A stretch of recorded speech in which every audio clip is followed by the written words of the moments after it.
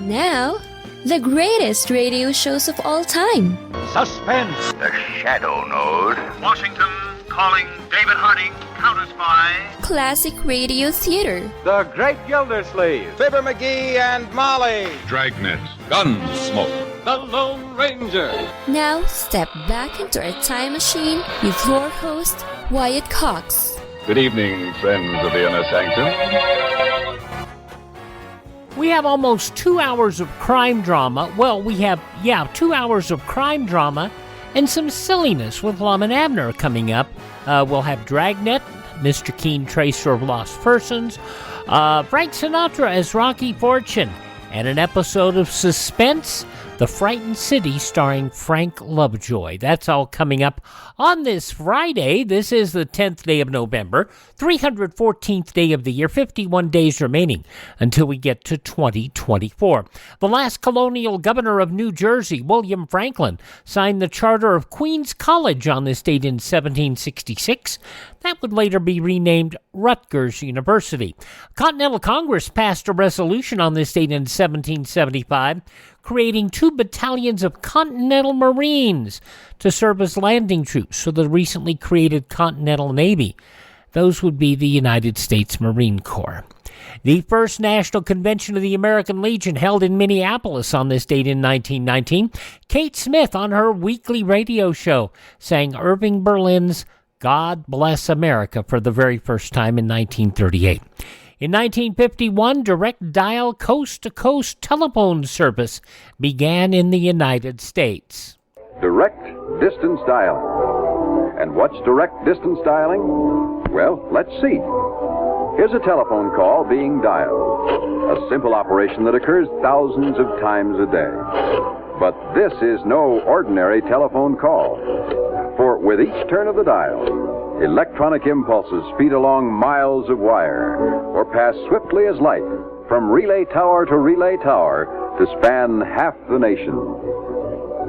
In a distant city, a few seconds after the dialing begins, a telephone rings. And 2 voices have been joined by one of the most amazing communications advances of our time, direct distance dialing, or DDD.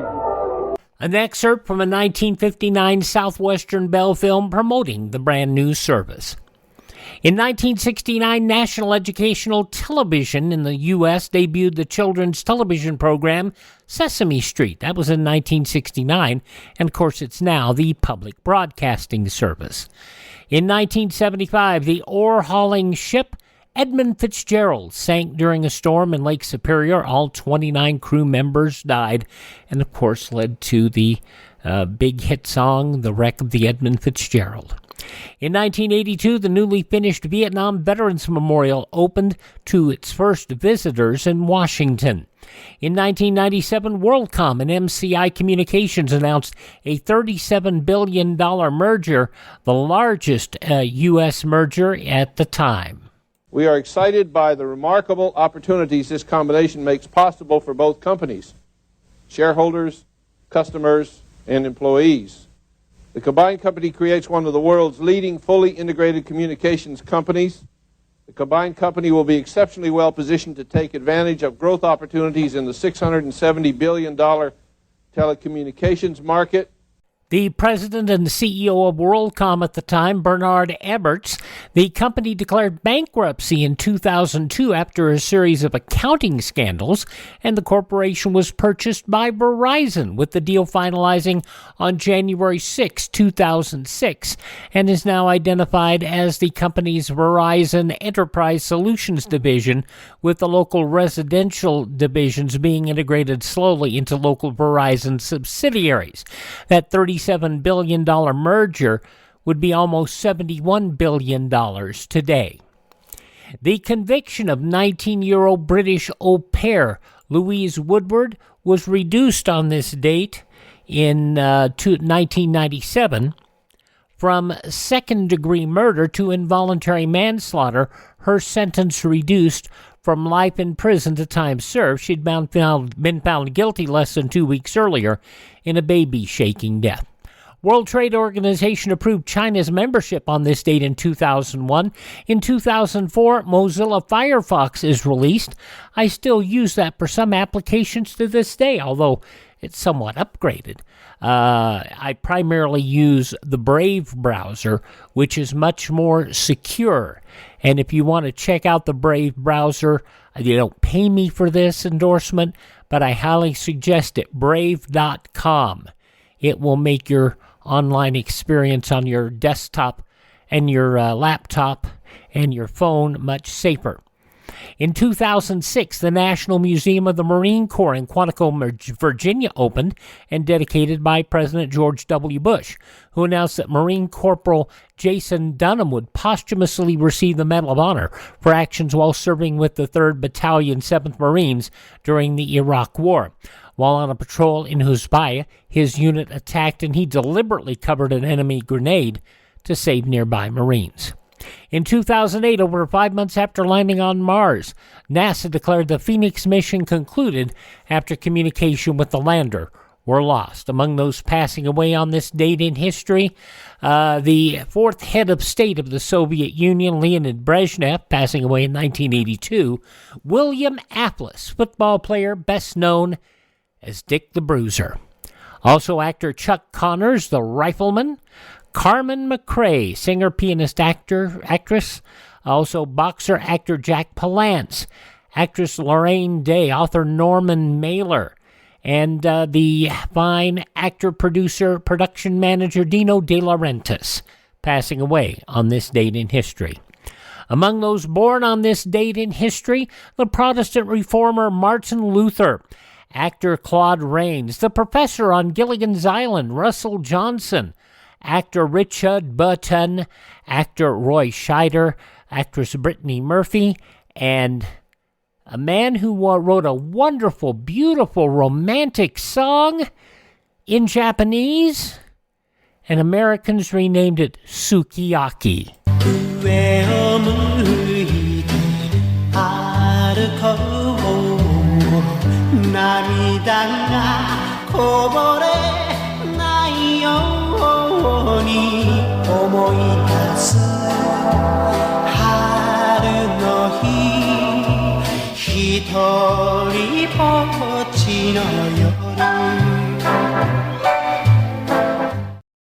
Did you know that was a beautiful romantic song? Ku Sakamoto, and the song in America called Sukiyaki, born on this date in history.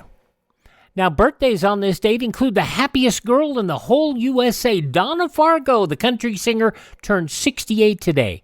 Kenny Loggins' second cousin, known for singing Please Come to Boston for the Springtime. Dave Loggins, 76 today. The very funny Sinbad, 67 today. From One Day at a Time, the daughter of John Phillips and of the Mamas and the Papas, Mackenzie Phillips, 64 years of age. From Saturday Night Live, 30 Rock, and the last OG, Tracy Morgan, 55. Grey's Anatomy's Ellen Pompeo is 54. Kieran Shrippa from Mad Men and the Chilling Adventures of Sabrina and Riverdale. Kieran Shrippa, she turns 24 today, and country's Miranda Lambert is 40. I'm waiting on the sun to set, 'cause yesterday ain't over yet. I started smoking cigarettes, there's nothing else to do, I guess.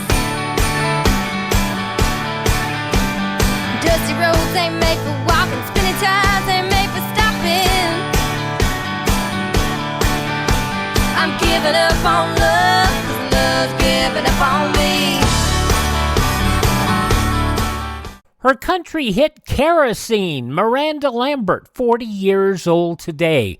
Those just a few of the people celebrating the 10th day of November as their birthday. And if this happens to be your birthday... Happy birthday to you. Happy birthday to you. Happy birthday, happy birthday. Happy birthday to you.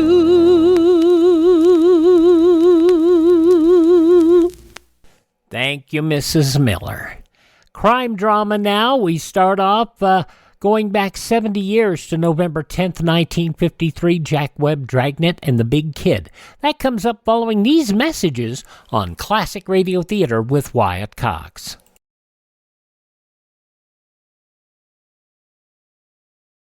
We are the vocal parents of the local PTA. We're gathered here because we fear that 10 years from today, the younger generation of a growing population will look to us for leadership, will look at us and say, we have no alma maters, with or without swimming pools. We have no alma maters, because we have no schools.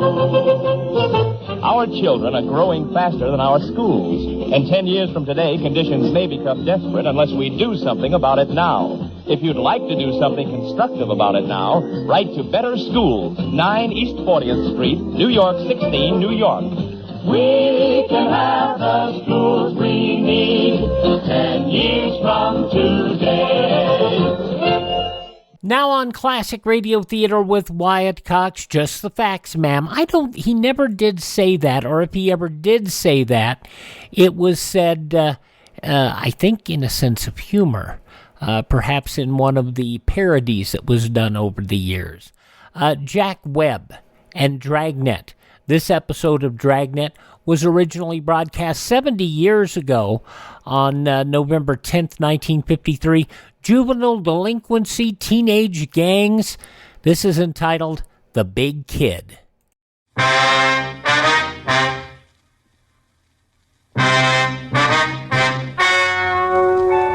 Ladies and gentlemen, the story you are about to hear is true. The names have been changed to protect the innocent. Dragnet is brought to you by Chesterfield, made by Liggett & Myers. First major tobacco company to give you a complete line of quality cigarettes.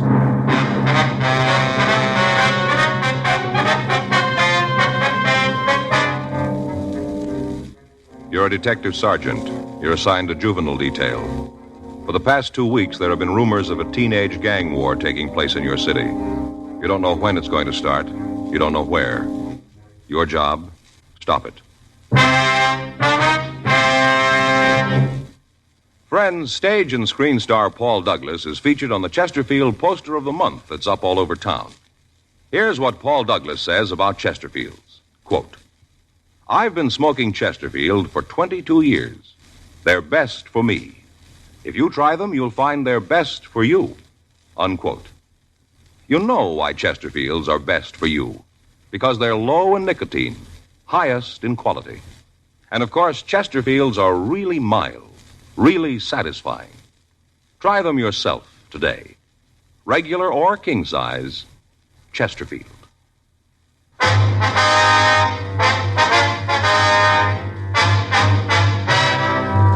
Dragnet, the documented drama of an actual crime. For the next 30 minutes, in cooperation with the Los Angeles Police Department, you will travel step by step on the side of the law through an actual case transcribed from official police files. From beginning to end, from crime to punishment, Dragnet is the story of your police force in action.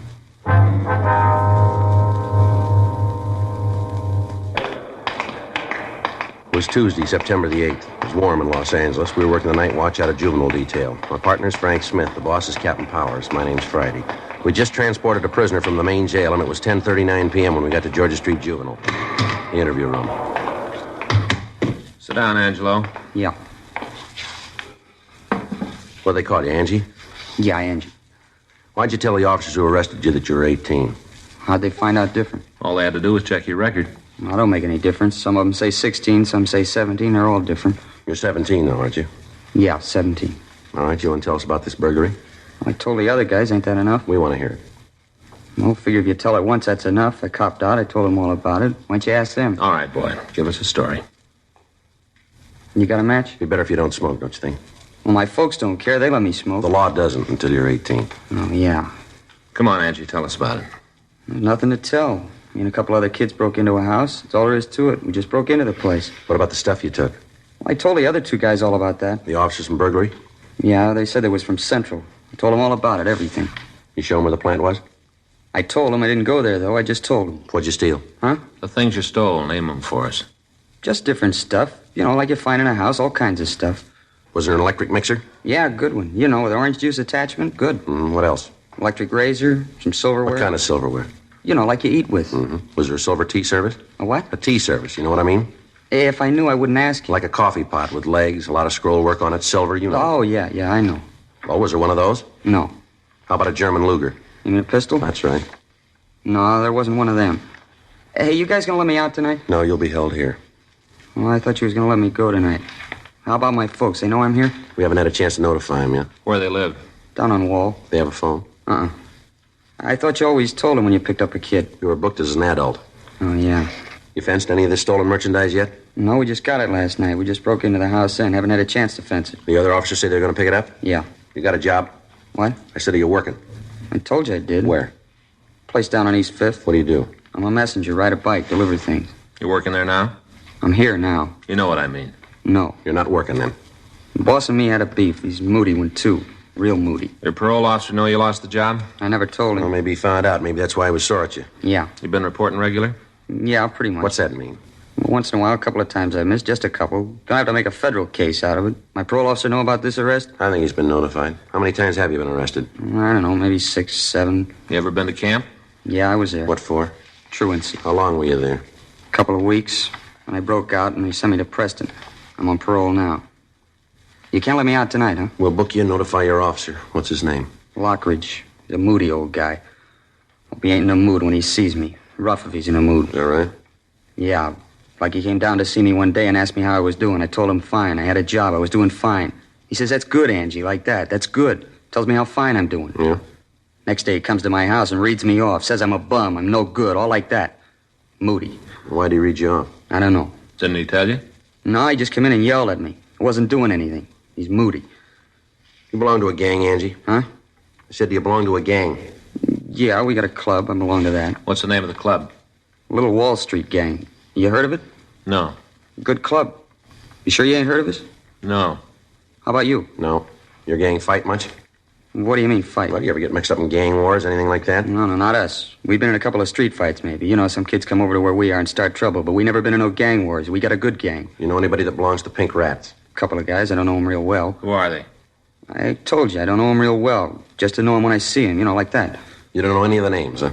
I think one of them's called Pinky. That's all I know. Look, why are you asking me about them? Well, we got a rumble that they're cooking up a gang war. Wondered if you knew anything about it. Where'd you hear it? We did.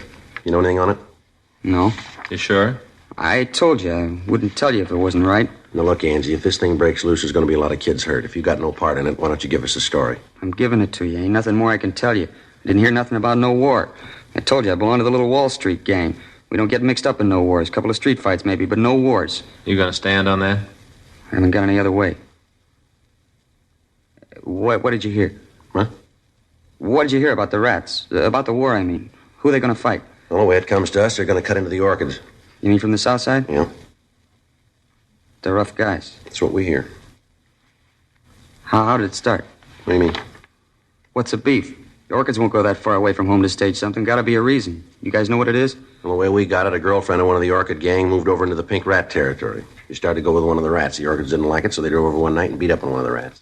The next night, the rats went over the south side and kicked around one of the Orchids. That's the way it started. A couple of nights ago, one of the rat kids was riding down the street on a motorbike. A car full of Orchids came up alongside the boy, and before he could do anything about it, they wrapped a piece of bicycle chain around his head. Kill him? No. He's still in the county hospital. He's not doing too well. We got word there's going to be a party this Saturday night at one of the rats' house. We figure maybe that's where the trouble's going to be. You're not throwing any coconuts at me? What? This is for real? It's the way we get it. Those kids get started, and somebody's going to get hurt real bad. Maybe a lot worse than you got it figured. What do you mean? I heard about the job the Orchids did last week. Yeah? They broke into a place and cleaned it out. It must have been for Saturday night. How do you mean? They stole a couple of rifles. Something worse. Yeah? 12-gauge shotgun. 10:45 p.m. Angelo Marcal was rebooked at Georgia Street Juvenile on a charge of burglary. His shoes and his belt were taken from him, and he was held in detention. We put in a call to his parole officer and told him what had happened. After that, we drove by Marcal's home to inform his parents of the arrest, but we found nobody there. We left our card with a notation asking them to call us when they returned. Before the Markel boy had been placed in a cell, we'd gotten a description of the boy he knew as Pinky. After trying to contact Markel's parents, we went up to the second floor of the juvenile division and had the record bureau check the nickname and description. We came up with 3 possibles. We pulled the mug shots of the boys and showed them to Angelo Markel, but he was unable to give us an identification. It was difficult to tell if the boy was lying or telling us the truth to try to cover up for the members of the Pink Rat Gang. The following afternoon, Wednesday, September 9th, Frank and I checked into the office, and then we drove out to see the parents of the Markel boy.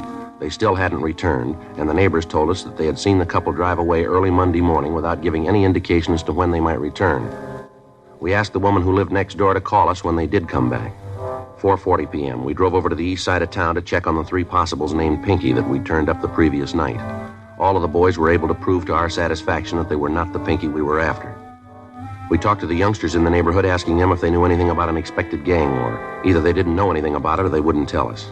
6:15 p.m., we went back to the office and put in a call to Central Burglary. Yeah, we haven't got the exact date. The way we got it, there are a couple of rifles taken and a 12-gauge shotgun. No, and a 12-gauge shotgun. Yeah. Sure, I'll wait. They're checking the reports now. This is one tip I'd like to have turned bad, wouldn't you? Yeah, I'm with you.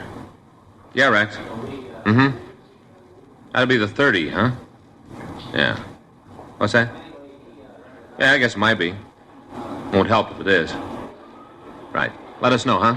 Right. They got the reports. Guns were stolen on Tuesday, August 30th. They still haven't been able to get anything on it. Rifles were 30-06s. Deer rifles, huh? Yeah. Olson says they got another report last night. Might mean something. Yeah. Hardware store broken into. What'd they take? 4 boxes of 30-06 ammo, 3 boxes of 12-gauge cartridges. It might have been a coincidence, but if it wasn't, the Orchid gang was armed with 3 guns and 225 rounds of ammunition, enough to start and sustain a small war. 6:35 p.m., we contacted Lieutenant Hartgrove, the night watch commander, and he assigned 2 other teams of officers to work with us. In addition to the juvenile officers, radio units out of Metro Division, reserves, joined us in the search for members of the Orchid gang. The streets in the area were combed. Citizens in the area were questioned, but they failed to supply any information on the boys who belonged to the gang. The satin-embroidered jackets the members of the Orchid gang wore had disappeared from the streets. At 12:01 a.m., the search was called off, and a broadcast was put out to the regular units in the area to be on the watch for any gang activities. 12:47 a.m., we got in touch with Rex Olson in Central Burglary. He told us that the crime lab had failed to come up with any physical evidence on the theft of ammunition from the hardware store. 1:20 a.m., Frank and I checked out of the office and we went home. The following morning at 8:30 a.m., we got in touch with a juvenile informant, and he was able to give us more information on the expected gang war. He told us that the fight was set for Saturday night. He was unable to give us the exact address of the party that was to be crashed, but he did give us a general idea of the location. He was also able to give us the name Pinky Eggers and his address. He told us that the Eggers boy was the leader of the Pink Rats and might be able to give us information on the membership of the Orchid gang. 12:40 p.m., Frank and I drove out to talk to the Eggers boy. We checked his school, but he wasn't there. We went to his home. It was a small 1-story frame building with a weathered picket fence surrounding it. A 1947 hopped-up Ford was in the driveway. Frank and I went up on the porch and rang the bell. Yard could sure stand a cleaning up. Yeah, wonder who the car belongs to. I don't know. Sure looks fast. Yeah. Yeah? Like to see Pinky Eggers. Who are you? Police officers. Well, can't you lay off the kid? Why don't you quit rousting him? Is he here? No, he ain't here, and if he was, I don't think I'd let you see him. That his car? Yeah, it's his. Registered in his name? No, in mine. Now, what are you after the kid for? I want to talk to him. Well, talk to me. I'm his father. Anything you got to say to him, you can tell me. Your boy belonged to a club called the Pink Rat Gang? Why? Does he? I answer no questions till you tell me why you're asking. Now, look, mister, we're not out here to pass the time of day. Your boy's mixed up in something that can turn out to be pretty serious. That right? That's the way it is. Who says it's serious, and what are you talking about? We got word that your boy's mixed up in a gang war that's going to break out this weekend. And you 2 big cops are out here leaning on a kid because he's mixed up in a beef. Listen, there's a 5-year-old kid down the street skating on the sidewalk. Why don't you go put the arm on her? If this war breaks out and somebody's going to get hurt, maybe your boy. We're trying to stop it. Well, don't bother. Pinky can take care of himself. Any of the gangs cause trouble, the rats can swing their end. You want to stop the beef, go talk to the other kids. Tell them to lay off.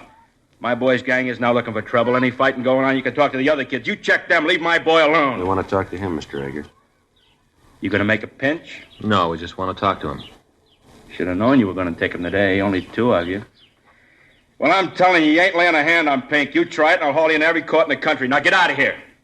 Where's your boy now? That's none of your business. I told you to get out. Maybe you don't understand, Eggers. This is a gang war. Your boy's helping to build it. All right, so a couple of kids get together in a vacant lot and mix it up. A couple of bloody noses, black eyes, nothing wrong. Makes men out of them. A lot more serious than that. We understand there's going to be guns used in it. You get out of here now. I got some rights. You ain't off the property in 2 minutes flat, I'm going to get a gun and start shooting. You come around here telling me my son's getting mixed up with a bunch of hoodlums using guns? You guys are Section 8s. Maybe Pinky will belt a couple of kids, but there ain't going to be no guns.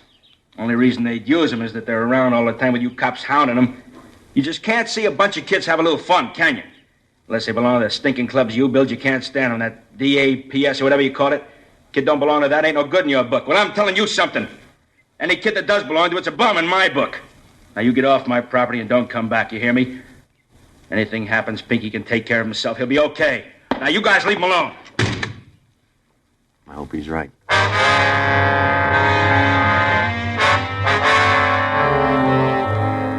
3:15 p.m. Frank and I drove over to Pinky Eggers' school again.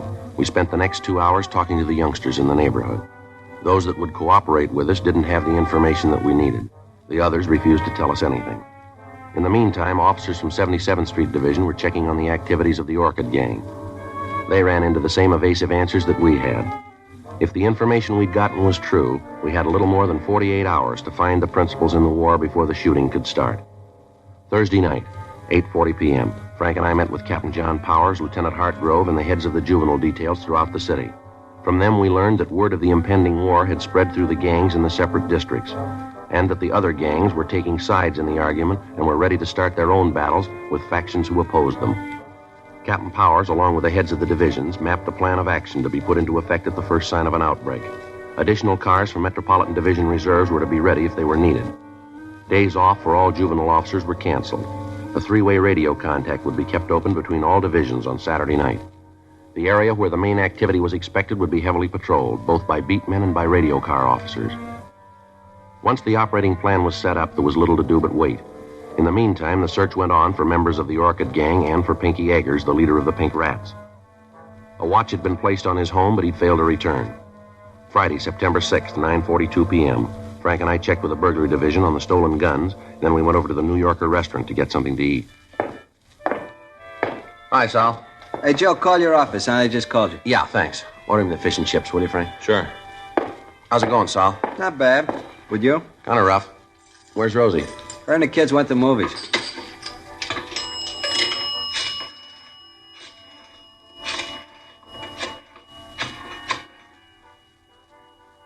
$2568, please. Yeah, George Juvenile. Right. Lieutenant, this Friday. Well, when did it happen? Well, wait till I get a pencil. Saul, hand me that menu, will you? Yeah. Here you are. All right, go ahead. Yeah, I got it. Yeah. Well, what do you want us to do? Yeah. They know yet? Yeah, all right. No, we'll get right over there. Bye. Never mind the food, Sal. What's the matter? Kids didn't wait until Saturday. They just shot up Highland Park. What's the score? Still coming in. A good start. Yeah. 11-year-old boy killed.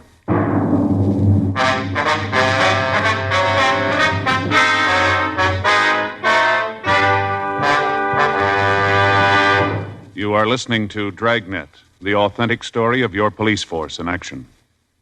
It's taking place at your dealers, cigarette dealers coast to coast. Smokers by the thousands are now changing to Chesterfield. Join them today, and you'll be smoking the only cigarette that gives you proof of low nicotine, highest quality. I want you to know that's a matter of record. And so's this. As I've been telling you, Chesterfield is the only cigarette with this proven record with smokers. No adverse effects to the nose, throat, and sinuses from smoking Chesterfields. Good reasons why you should change to Chesterfield? You bet. Ask for Chesterfield. Regular or king size, best for you.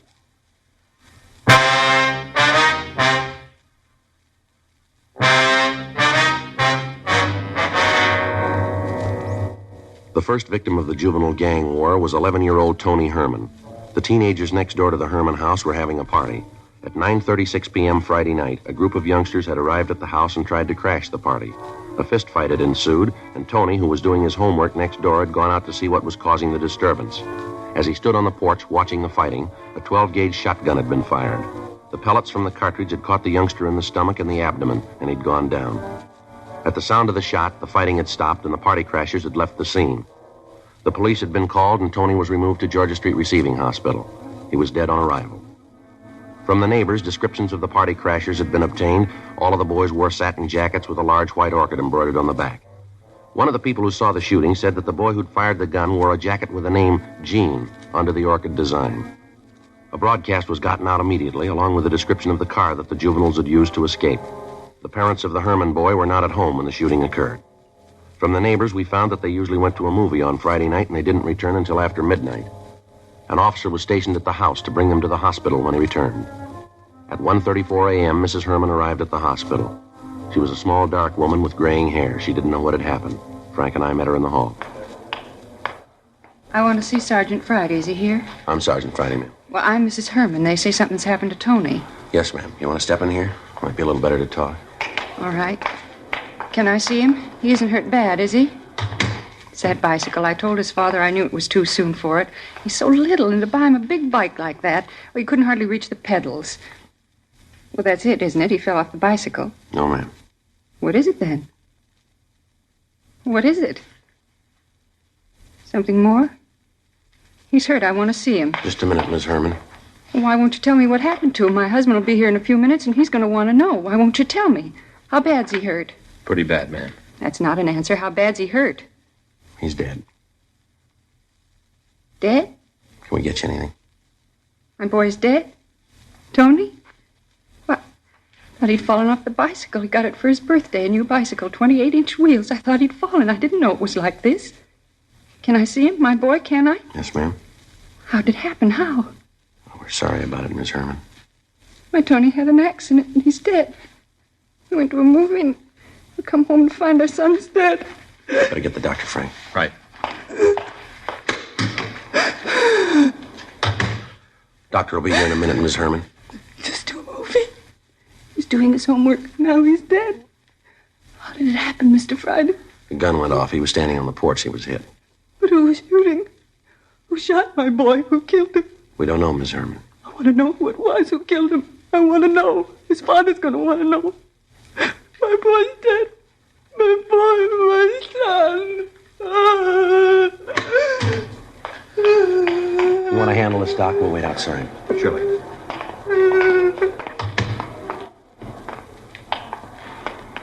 Kind of hard to do. You're going to make up for it. What? The kid that fired the gun? Yeah. I got him downstairs. A few minutes after the broadcast had gone out on the boy wearing the jacket with the name Gene on it, 2 officers on York Boulevard had picked up the speeding car. In shaking down the occupants and the car itself, they'd found the jacket hidden under the rear seat. In the trunk of the automobile, they'd found the stolen rifles and the shotgun with 1 discharged cartridge in it. The 3 boys in the car had been taken into custody and brought immediately to Georgia Street. 2 of the youngsters had been taken to the detention cells, and the third, who identified himself as Gene Graff, was brought to the office of the night watch commander. From the identification found in his pockets, we learned his name, address, and his age, 16 years old. His parents were notified that he was being held, and they were asked to come to the office immediately. All the time the boy had been in the room, and the calls had been made, he refused to say anything. When Frank hung up the phone after calling his parents, he made the first statement. What's that going to prove? What's that? Having them come down here. What are you going to prove with that? You want to tell us about it? That's a kid. You going to be all right? No, he's not. How bad's he hurt? He's dead. Rough. That's all you got to say? What do you want me to say? You gunned down an 11-year-old boy, and that's all you got to say about it? Look, cop, I know the routine. You read me off, make a big speech, and I'm supposed to feel real bad. Well, I'd like to go along with you, but it won't work. Look, save the effort. Use the words in somebody else. Do what you're going to do, and let's get it over with. How old are you? You already saw it. How old? 16. Pretty heavy, aren't you? I've been around, yeah. Don't get smart, kid. Not my fault. I was born that way. How many times you been arrested? Couple. How many times? 4. For what? Suspicion 211, suspicion 245. You're 16. You've been picked up for robbery and assault. I didn't stand any of them. You ever been in camp? No. You ever served any time? Look, the taxpayers pay you a lot of money to keep records. Why don't you look all this up? It's there. Where'd you get the shotgun you used tonight? I won it in a raffle. I got a lot of luck. Yeah, well, it just ran out, kid. Now, I'm going to give you a piece of advice. If you're as smart as I think you are, you're going to take it. You start answering these questions, you start answering them right. You bought yourself a pile of trouble that you and that smart mouth of yours aren't going to talk your way out of. You killed somebody, an 11-year-old boy. You walked up that house with a gun you were ready to use. And you just answer the questions and never mind the sarcasm. Put the muscle away. You lean on me and I'll have every sister in this state on your neck. I'm a juvenile, don't you forget it. You just got out of that league. That's the way you see it. That's the way it is. From where you sit. But I'm telling you, you give me any muscle and I'll scream my head off to every sob sister club in the country. I'm going to ask you once more, young fella, where'd you get that gun? I bought a lucky ticket. Stick with it, kid. We're checking the numbers now. Those guns were taken in the burglary last week. You're dead on it. We got you going in. You try to make it stick. Don't worry, we will. Use narcotics? Do I look like a hype? I asked you a question. And I gave you an answer. Did you drink? Sure, I'm a real lush. I'm going to tell you something. We're running out of patience with you. Well, then you better go get pumped up. You're going to need a lot more. What were you doing out there tonight? Where? Come off it. You know what I mean. Gently, gently. What were you doing at that party? What do you usually do at a party? I was having a good time. Why'd you take that gun with you? I was in the car. I didn't take it. I went along for the ride. Well, who put it there? I don't know. Other boys say it was yours. That's a lie. Prove it. I don't have to. You got to prove I did know about it. We don't have to prove a thing. There are a couple of people who saw you shoot the kid. Guys you were with that copped out. You're nailed and you know it. We'll see what the judge has to say about it. I've gotten off before. I'll swing it this time. I'm a juvenile. I'm not responsible for what I do. You really believe that, don't you? I said it. You know, I got 2 kids. What do you want, a medal? I got 2 kids. They're pretty good youngsters, too. They go to school, they study hard, and they're trying hard to grow up to be decent human beings. They'll get married and raise ordinary families. They'll never do much of anything special to get their names in the papers. Nobody's going to give them much notice, and maybe that's the way they want it. But all of a sudden, somebody like you comes along, mean and rotten, and people hear about you. They figure all the kids sat down and wrote your name on a ballot, and now you represent all of them. That you're the shining example of American youth. They sit there and shake their heads and talk about what's happening to the younger generation. They got the wrong picture. It isn't true, none of it. You framed it. You act like a big man, and every decent, honest kid comes on looking like a bum.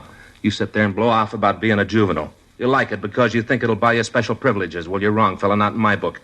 As far as I'm concerned, you're a rotten little killer, and you're going to be treated like one. Now you bring out the rubber hose? All right, come on, let's go. Take your coat, boy. You're not coming back this way. Yeah. Come in. Mr. Friday, Yes, Miss Herman. they told me I'd find you here. Is this the boy who did it? Yes, ma'am. What's your name? Answer. Gene Graff. Why'd you do it? Why'd you kill my boy? Did he do something to you? Is that it? Did Tony do something to you? Answer me. Say something. Just tell me one thing. What right do you have? What right does a young hoodlum like you have to stand there alive and breathing and my boy dead? What right? Do you hear me? What right? Miss Herman. Make him tell me what right. What right? What right does he have to do a horrible thing like this? What right? I don't know, but we're going to take it away from him.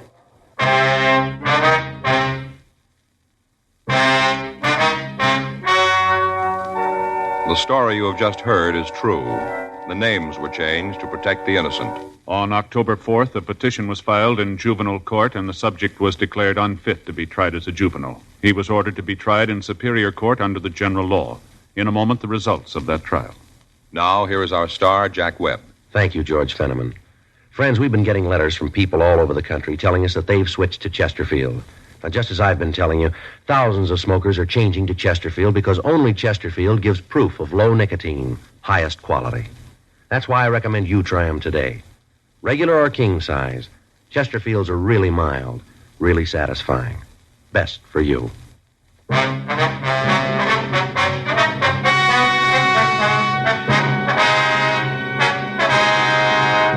Gene Norton Graff was tried and convicted of murder in the second degree. He was referred to the Youth Authority for punishment. Murder in the second degree is punishable by imprisonment in the state penitentiary for a period of from 5 years to life.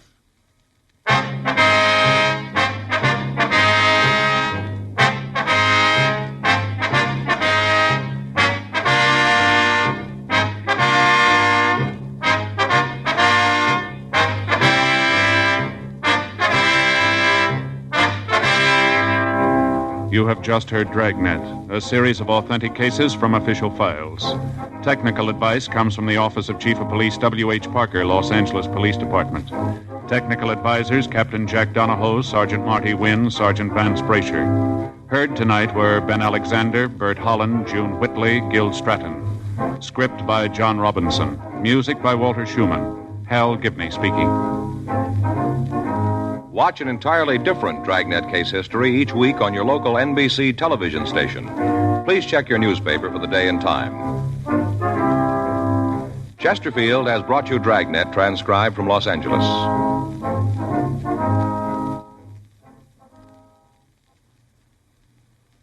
"70 years ago, November 10th, 1953, Dragnet on Classic Radio Theater with Wyatt Cox. In a moment, Mr. Keen, Tracer of Lost Persons. But first... A well-designed school can be more than a fine building and a place for learning. It can also protect the children, the teachers, and the whole neighborhood, too, if the architect has designed the school to serve as a community fallout shelter as well. Over 13,000 architects and engineers have been trained in fallout shielding techniques. To learn more about building fallout shelter into new schools, contact your local civil defense director. Now on Classic Radio Theater with Wyatt Cox, we go back 74 years, November 10th, 1949. Mr. Keen, Tracer of Lost Persons, and the Engaged Girl Murder Case. It's time now for Mr. Keen, Tracer of Lost Persons.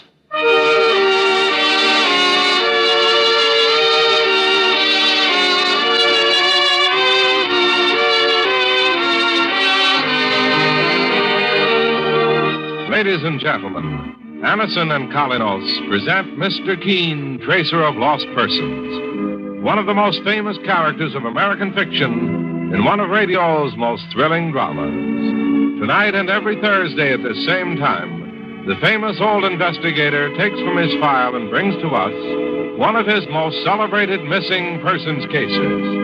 Tonight's case is entitled The Engaged Girl Murder Case.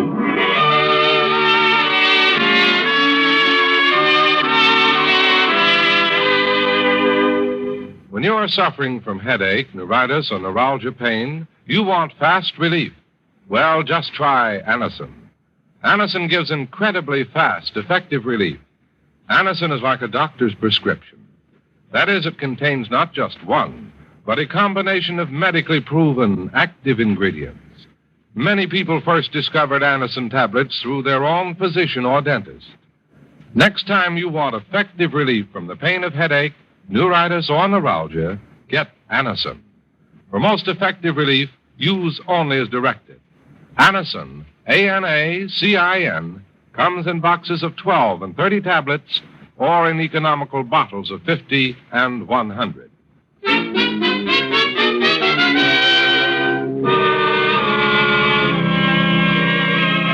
Now for Mr. Keen and the Engaged Girl Murder Case. Our scene opens on a wealthy, fashionable estate in Connecticut. A number of people are riding across the estate on horseback, but two of them have fallen behind, not realizing that they are both about to become participants in a tragedy. Better hurry, Audrey. The others are getting ahead of us. Herbert, wait. Let's walk the horses a bit. I want to talk to you, and this is the first chance I've had to see you alone all day. Oh, what's the matter, darling? You look concerned about something. I am concerned. About your sister, Martha. Martha? Herbert, I don't think she wants you to marry me. But that's sheer nonsense. Martha's very fond of you. She pretends to be in front of you. But I believe she hates me. Now, Audrey, don't you think you're being oversensitive? Herbert, I know how much you love your sister, and I didn't imagine you'd believe me, but it's true, and I just can't... What's that? It sounds like one of our dogs. Yes, it is. It's Sultan, my sister's dog. There he is, Audrey, near that clearing. Come on, let's ride over there.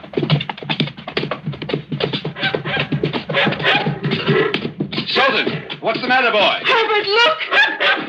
It's my sister, Martha, lying in the thicket. Hold my horse while I dismount, Audrey.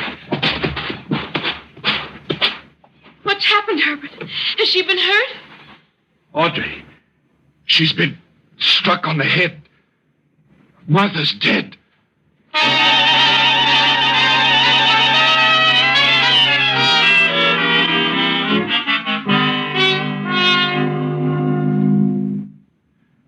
The police said, Mr. Keene, that someone must have struck my sister Martha on top of the head with a heavy club and killed her instantly. This occurred while you and your guests were out riding, Mr. Langley? Yes. Was your sister Martha part of the group who were on horseback? Yes, I thought she'd gone on ahead with the others. Well, hitting a horseback rider on the head with a club when you stand on the ground, well, that ain't an easy trick. Somebody on a horse must have followed the girl and struck her from the saddle. My partner, Mike Clancy, has a good point there, Mr. Langley. Tell me, were all your guests questioned by the local police? Yes, Mr. Keene, but none of them was held. They were all Martha's close friends and mine. It's unthinkable that any of them would have wanted to harm her in any way. In other words, you can't put the finger of suspicion on any of them. No, Mr. Keene. My sister Martha was a beautiful, intelligent woman. Very popular with men, though she never married. I loved her as much as I've ever loved anyone in this world. With the exception of Audrey, perhaps. Mr. Langley, tell me a little more about your fiancée, Audrey Stafford. She's a wonderful girl. We met last summer on a cruise to Bermuda. She was on vacation at the time. She worked for a banking firm. But she resigned her position at my request shortly after we announced our engagement. I see. I'm wealthy. My late father left his entire estate to my sister Martha and to me. I didn't think it was necessary for my future wife to retain her job. Well, what about that incident you mentioned when you told us the story before, Mr. Langley? What incident, Mr. Clancy? I imagine Mike is referring to your talk with your fiancée, Audrey, just before you found your sister's body, the talk concerning her unfriendly attitude toward Audrey. That was nothing. I shouldn't even have brought it up. Mr. Langley, I presume you came here to ask me to solve the mystery of your sister's murder. Yes, Mr. Keene. I came to plead with you to enter the case, for Martha's sake. And also for Audrey's? What do you mean? From what you told me, Mr. Langley, I imagine there is one suspect in this murder case. You mean my fiancée? Yes. You said that Audrey told you that Martha was against your marriage. But Audrey would never have murdered my sister for that, or for any reason. That still remains a question to be answered. However, I can't accept the case, Mr. Langley, unless you tell me everything, openly and truthfully. I should have known better than to try to hide my real feelings from you, sir. Yes, I want Audrey protected. So far, no one knows that she quarreled with Martha before the murder. Over you? Yes, Mr. Keene. I overheard the argument. I said nothing to Audrey, thinking it would pass over after the wedding. Why did your sister want to stop the marriage, Mr. Langley? For a very silly reason. Martha thought Audrey wanted to marry me for my money. I never believed that, Mr. Keene, and I never will. At the same time, if I accept the case, you must be prepared to have me include your fiancée as a possible suspect. I understand that, Mr. Keene, and I'm willing to meet those terms. All right. Now, how far is your estate from here? It's just over the line in Connecticut. Oh, excuse me. Mr. Keene's office. Mike Clancy speaking. It's Mr. Herbert Langley there, please. This is Mrs. Wrightson, his housekeeper. Just a minute.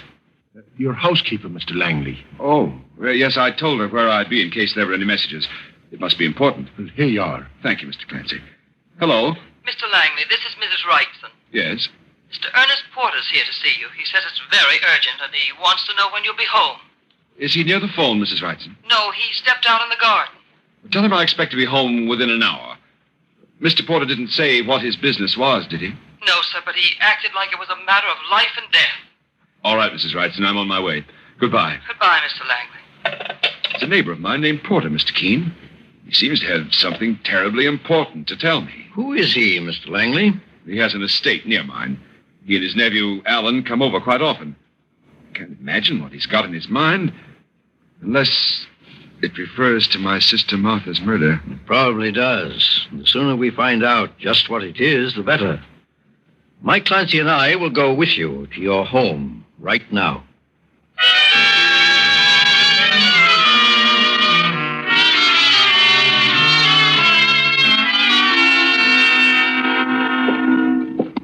Well, Just a moment, Mr. Keene. I have a key to the front door. Well, Mike, while I'm inside the house, suppose you take a look around. You know, the usual checkup. Right, sir. Come in, Mr. Keene. Oh, Mr. Langley, I didn't hear you come in. This is Mr. Keene, Mrs. Wrightson. Mrs. Wrightson, my housekeeper. I've heard of Mr. Keene, the great investigator. I'm very glad to know you, sir. How do you do, Mrs. Wrightson? Where's Mr. Porter? In the study. Oh, Mr. Keene and his partner, Mr. Clancy, will be staying overnight. Would you have one of the maids prepare a room? Of course, Mr. Langley. Oh, Miss Audrey called. She said she's coming out to see you at 5 o'clock. Well, it's almost that now. Show her in when she arrives, please. Yes, sir. This way, Mr. Keene. Well, this is quite a handsome house you have here, Mr. Langley. It's been in the family for generations. Oh, here's Mr. Porter. Herbert, I want to speak to you alone. This is Mr. Keene, the famous investigator, Ernest. Mr. Keene? You mean he's taken over the investigation of your sister's murder? Yes. Then I suppose I ought to say what I have to say in front of him. I think you should, Mr. Porter, if it concerns the murder of Martha Langley. It does, Mr. Keene. Then what is it you want to tell us? Well, I have a nephew, Alan, of whom I'm very fond. He's been living with me since his parents died. And I'd stand behind him under any circumstances. What are you trying to say, Mr. Porter? Mr. Keene, you can accuse me for that matter or anyone else who was along on that morning ride. My nephew's innocent and completely honest. What are you driving at, Ernest? I think I know what Mr. Porter's trying to say, Mr. Langley. Apparently his nephew, Alan, is connected with your sister's murder in some way. And Mr. Porter is attempting to clear him, even before he's been accused. Mr. Keene, knowing you for what you are, a fair man, I don't mind putting my cards on the table. My nephew, Alan, came to me today and confessed that he was the first one to find Martha's body. You mean he found her there near the woods before I did? Apparently, Herbert. How did he happen to find Martha's body, Mr. Porter? Well, he dropped behind the rest of us as we were riding through the woods. The reason he said nothing about it up to now was that he didn't want to become involved, Mr. Keene. That's not a very good excuse. The boy was excited, frightened perhaps. At any rate, he admitted the truth, didn't he? Yes, and it's in his favor. Mr. Porter, is there anything else you wanted to say to Mr. Langley? No. Except that he has my deepest sympathy. I appreciate that, Ernest, and thanks.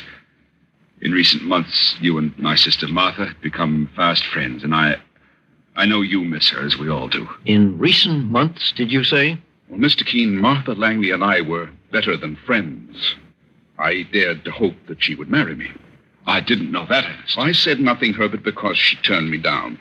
It was too bad. Both our families are rich and would have been a most advantageous marriage, as well as a happy one for me. I'm glad you brought that out by yourself, Mr. Porter. You mean if I'd hidden it, I too would have become a suspect? Well, Mr. Keene, as far as I could... That sounded like a gun. It was. It came from the back of your house. Both you gentlemen remain where you are. I'm going out to investigate.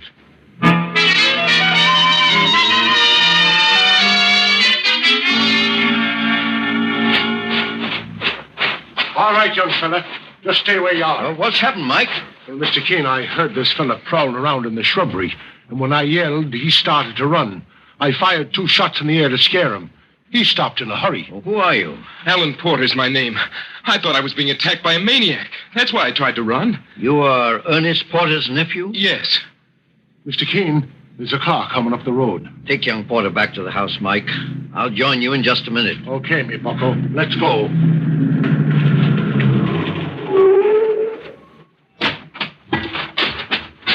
Good evening. Who are you? My name is Keene. Oh, the famous investigator. I'm Audrey Stafford. I'm glad you come, Audrey. I wanted to ask you a few questions in regard to the murder of Martha Langley. Leave her alone. I beg your pardon. Oh, it's you, Mrs. Wrightson. Please, Mrs. Wrightson, I can handle this alone. Audrey hasn't done anything, Mr. Keene. You have no right to question her. Aren't you taking a few liberties, considering that Mr. Langley asked me to investigate this case, and you're one of his employees? Oh, it's not meant as disrespect, Mr. Keene, but... Well, I've come to look on Miss Audrey as my future mistress, and I want to protect her. What makes you feel that she needs protection? You suspect her of being one of Miss Martha's enemies, don't you? I haven't mentioned that to anyone. Neither has Mr. Langley, I'm sure. Oh, then I made a mistake. I beg your pardon, Mr. Keene. However, you're not far from wrong. What? I do suspect Miss Audrey. Mr. Keene, you don't You can't mean that. suspect Miss Audrey. She admitted to Herbert Langley that his sister Martha was against their marriage, and that alone could be construed as motive enough for murder. Don't say it, Mr. Keene. Don't say that word. Mother, please, Mother, don't. Audrey, did you say mother? She lied. I'm not her mother. That won't help, Mrs. Wrightson. It ties in with your strange desire to protect someone who should be almost a stranger to you. So, Audrey is your daughter. No one knew up to now. There are many more things that are still concealed in this murder case, Mrs. Wrightson, but I intend to bring them all to the surface, and at the same time bring Martha Langley's killer to justice.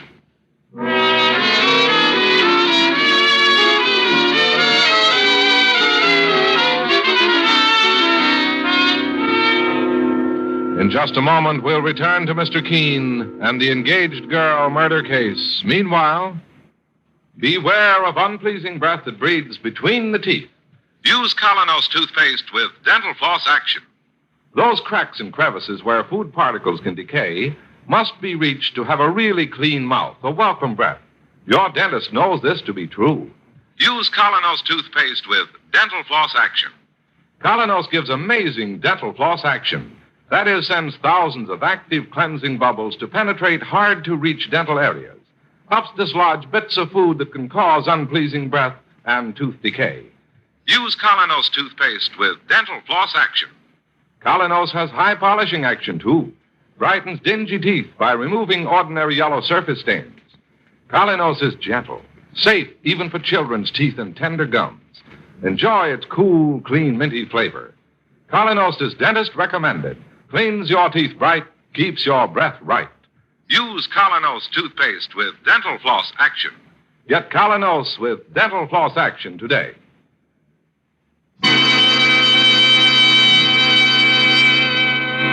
Now back to Mr. Keene and the engaged girl murder case.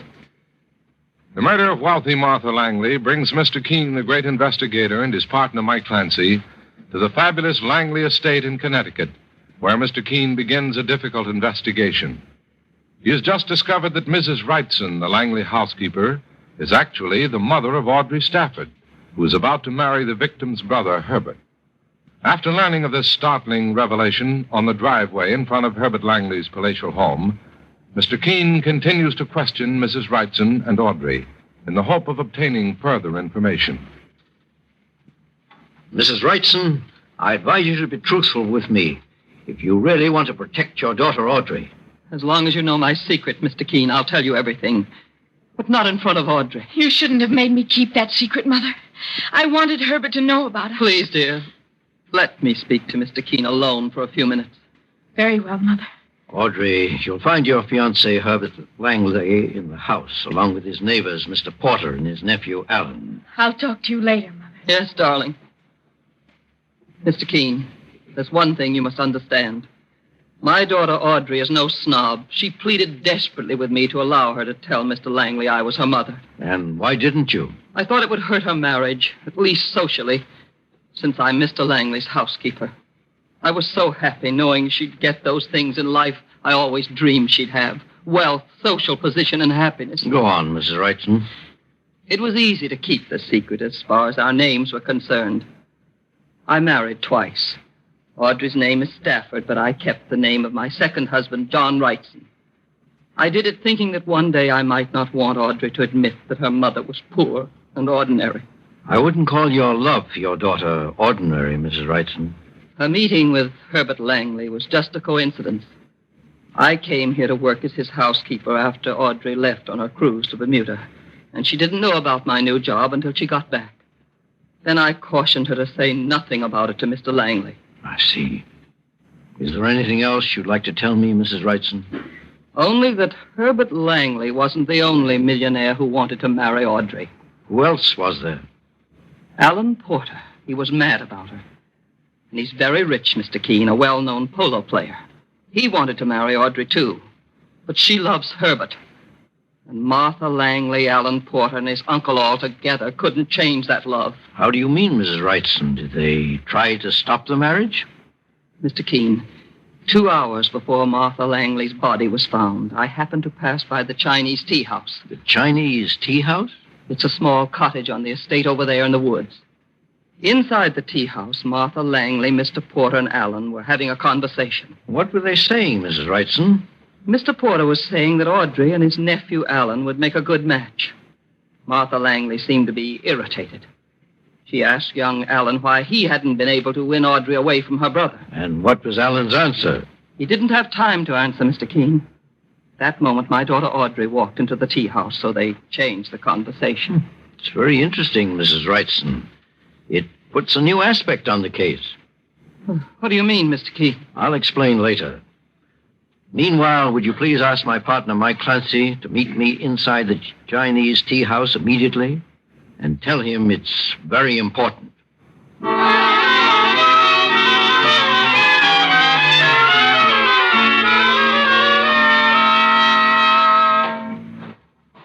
Mike. Is that you, Mr. Keene? I'm over here on the tea house porch. Sure, this is certainly a fancy shack, isn't it, boss? Why, it looks like something from a Chinese palace. Mike, come inside for a moment. I want to show you something. Oh, look at this. Saints preserve us. Like someone must have tried to tear the house down, Mr. Keene. There's a hole right through the wall. The walls are flimsy, Mike, but they've been reinforced with short, narrow beams. That's the one part of this tea house that isn't authentically Chinese. One of those wooden beams, small but solid, has been pulled out right here. Mr. Keene, that missing piece of wood could have been the murder weapon. Exactly. And here's something else, Mike. Why, it's a bit of cloth. I found it hanging on this nail head, here where the beam was torn out. Now, if you wanted to tear a beam out of this wall with the aid of a chisel, say, how would you brace yourself? Well, I'd stick my knee up against the wall on this side for leverage. That's just what the killer did, Mike. But he unknowingly left this bit of cloth on the head of that nail. This bit of cloth comes from heavy riding breeches. So the killer probably never even scratched himself or herself. Herself? Well, nowadays, women wear heavy riding breeches too, Mike. Yeah, but Mr. Keene, that still leaves us with the job of picking out the killer. Several people were riding that day when Martha Langley was murdered. I know that. However, I think I have an idea. Tomorrow morning, Mike, we'll all go riding here on the Langley estate and turn my murder theory into a fact.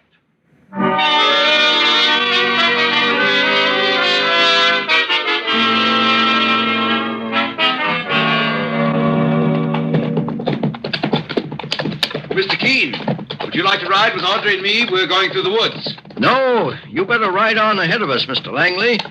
My partner, Mike Clancy, and I will join you in a few minutes. All right, Mr. Keene. Come on, Audrey.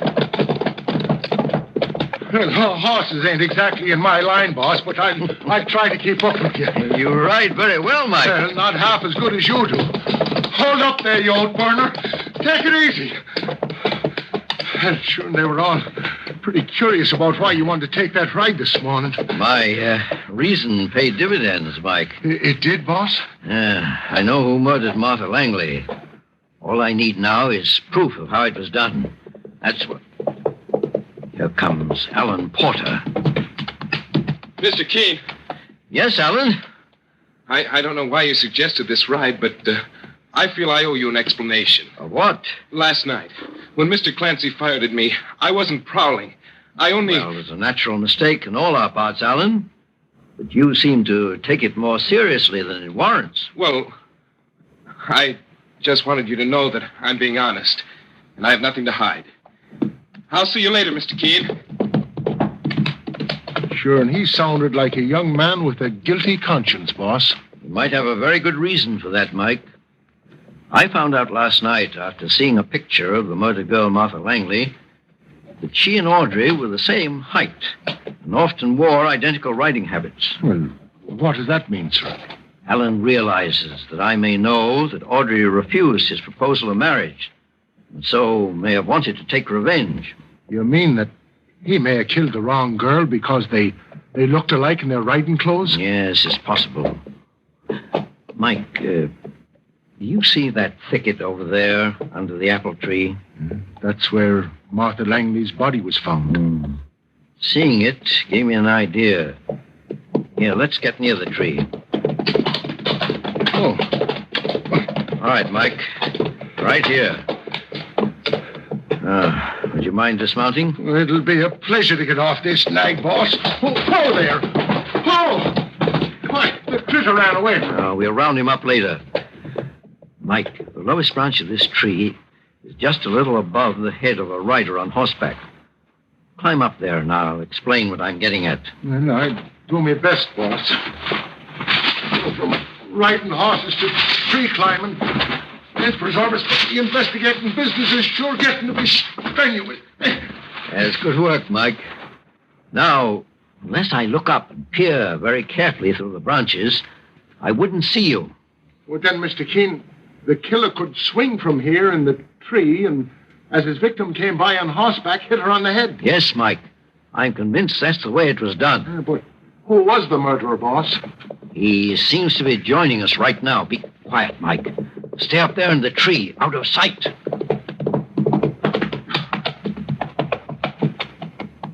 Tired of riding with the others, Mr. Porter? What are you doing here, Mr. Keene? Solving a murder. That's why you decided to see what I was up to. What do you mean? The man I intend to arrest for Martha Langley's murder is you, Porter. You think you can prove that I killed Martha? Very easily.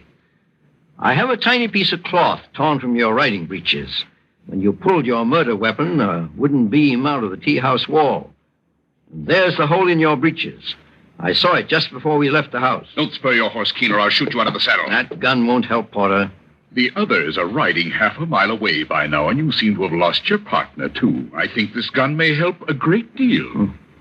Why did you kill Martha Langley? I don't mind telling you. You'll never get a chance to pass it on to anyone else. I killed Martha to protect myself, Keene. Protect yourself? How? 5 years ago, my brother left $2 million to his son, Alan, and made me his guardian until he came of age. Alan comes of age tomorrow. He's 21. Did you steal his inheritance? No, I spent it. I knew how to enjoy it. And not only spent most of that money, but I left it in some of the most fashionable gambling houses in the world. And how did you think you'd get away with it when your nephew Alan became of age? It would have been simple if it wasn't for Martha Langley. I was going to tell Alan his parents lost the money in those gambling houses, and that I kept it from him all these years just to save their reputations. But Martha Langley found out the truth? Yes. She made a deal, though. Said if I could get my nephew Alan to marry Audrey, she'd keep my secret and add $50,000 in the bargain. But you didn't succeed. No, that fool nephew of mine was crazy about Audrey, but she fell for Herbert Langley. I think I know the rest, Porter. Do you? Martha Langley became angry when you couldn't fulfill your part of the bargain. It was her only hope of separating her brother from Audrey. You thought she'd give you away, and you killed her to prevent that. The way I'm killing you, Keene, right now. Look out, boss! Good work, Mike. Wait a minute, I'll dismount. He's out cold, Mr. Keene. When I hopped on his head from that branch, I fell right on top of him, and he hit the ground first. Yes, Mike. Porter met justice on the same spot he committed his crime. He lured Martha Langley over here when she became separated from the others. Probably by calling her as he crouched in the tree. And then he struck from above. Now he'll pay for his treachery in a court of law.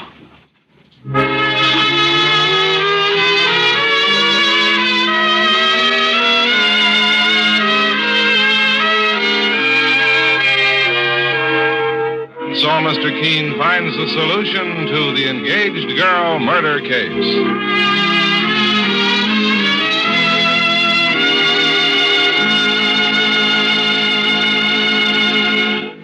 The next time you're suffering from the pains of headache, neuritis, or neuralgia, try Anacin. You'll bless the day you heard of this incredibly fast way to relieve these pains. Now, the reason Anacin is so wonderfully fast-acting and effective is this. Anacin is like a doctor's prescription. That is, Anacin contains not just one, but a combination of medically proven active ingredients in easy-to-take tablet form. Thousands of people have received envelopes containing Anacin tablets from their own dentist or physician. and in this way have discovered the incredibly fast relief Anacin brings from pain of headache, neuritis, or neuralgia. So next time such pains strike, take Anacin. For most effective relief, use only as directed. Your druggist has Anacin in handy boxes of 12 and 30, and economical family-size bottles of 50 and 100. The name is Anacin, Anacin.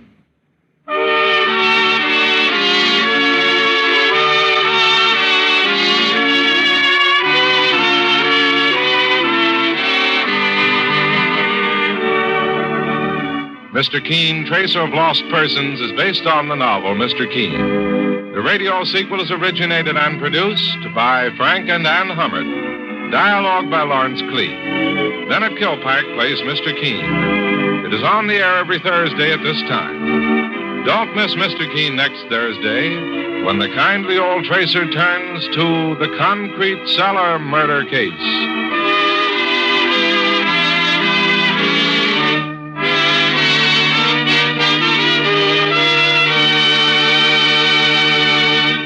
"74 years ago, Mr. Keene, Tracer of Lost Persons, November 10th, 1949, here on Classic Radio Theater with Wyatt Cox.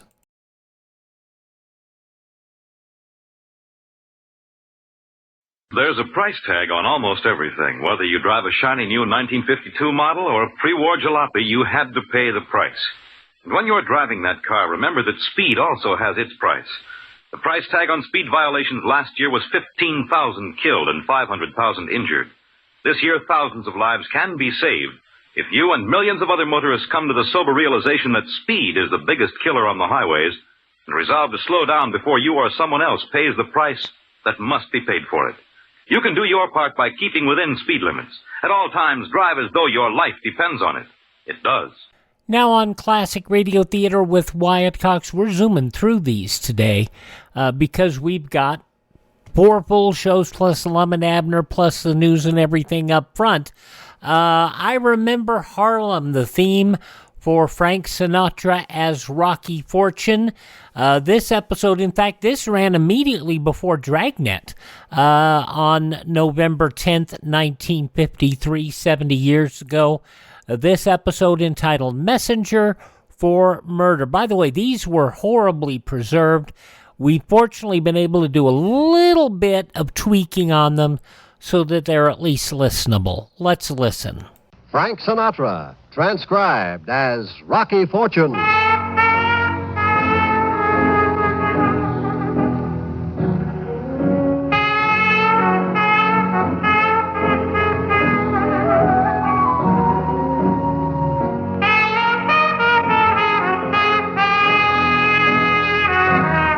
NBC presents Frank Sinatra, starring as that footloose and fancy-free young gentleman, Rocky Fortune.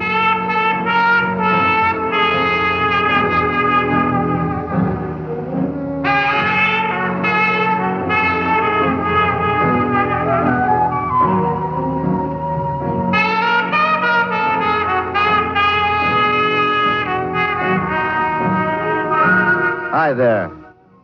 You know, when it comes to losing jobs, I got about the best batting average in town. Something always happens. I mean, either I strike out on a secretary's curves or else I get put out for dropping a suggestion in the suggestion box, suggesting that the boss drop dead. I start out with the best of intentions, but there's always something wrong with the setup. You take what happened last week. I land myself a job that pays $100 an hour, and at last I think I'm really living. And then I find out when it's time to collect that you're liable not to be living.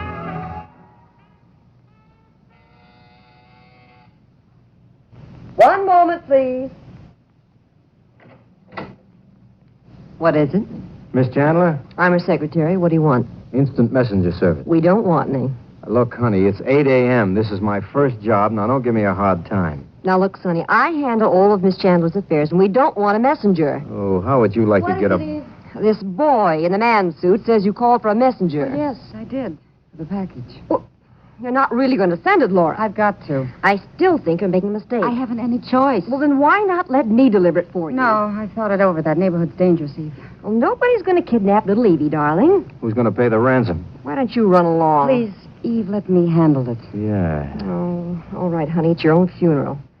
Only I wouldn't trust him as far as I could throw him. About 800 yards, left-handed. Leave us alone, Eve, please. Nice kid. Where does she live? In the refrigerator? You'll have to excuse Eve. She's been with me for years. She's very devoted. Have a seat, Mr. Fortune. Rocky Fortune. You don't look like a messenger boy. You're older. Well, my boss is very inefficient. He always sends a man to do a boy's work. Will you have a drink? I think I need one. Well, I don't usually start till 9 a.m. Excuse me. Yeah, steady, honey. Here, pull yourself together. You're shaking. I had a bad night. Here you are. Charge your batteries. Thank you. Now, let me see. Messenger service, remember? Oh, yes. I left the package in my room. I won't be a moment. Will you wait? Forever.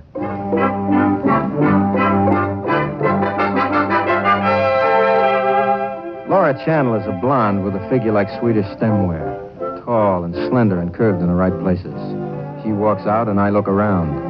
The place is a plush two-story studio apartment, and from the drawing equipment, I figure her for one of these high-class fashion designers. I begin to wonder if she'll make it back before the nervous breakdown sets in. Here. Here's the package. Where to? 14 Barbary Street. Oh, that's a pretty rough neighborhood. Room 2B. Here's the key. Go in and leave this package on the table. You'll find another package. Pick it up and bring it to me. This doesn't sound like fashion proofs. That's my business. Pardon me. And one thing. I don't want you snooping in the packages. Well, it's been grand meeting you, Miss Chandler. Where are you going? I insult very easily. Just a minute. Well?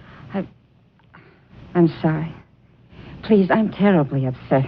Hungover, they call it. No, I haven't been well. Please forgive me. Okay, you want kiss and make up? It's very important to me that this package be delivered and the other package returned unopened. I'll pay you well. Well, meaning what? $100. What's in this package? A new slim silhouette for the H-bomb? Nothing like that. Will you take the job? Yeah, on one condition. What's that? Advance me 30 cents for a couple of subway tokens. Here's $10. Honey, I just want 2 tokens, not a seat on the stock exchange. Take a cab. Here's the package. Be careful. Don't worry. Do a good job, and Yeah? I'll be very grateful. Oh, in that case, lay off the happy juice. I may even ask you out to dinner tonight. I'd rather you were sober. I'm afraid I'm too expensive, Mr. Fortune. Rocky. And don't worry about it. I'm rich. If I live to collect. I leave the apartment with the distinct feeling that something peculiar's in the wind, and that it ain't the Fulton Fish Market. I leg it out the lobby past the doorman in full admiral's uniform and flag down a cab.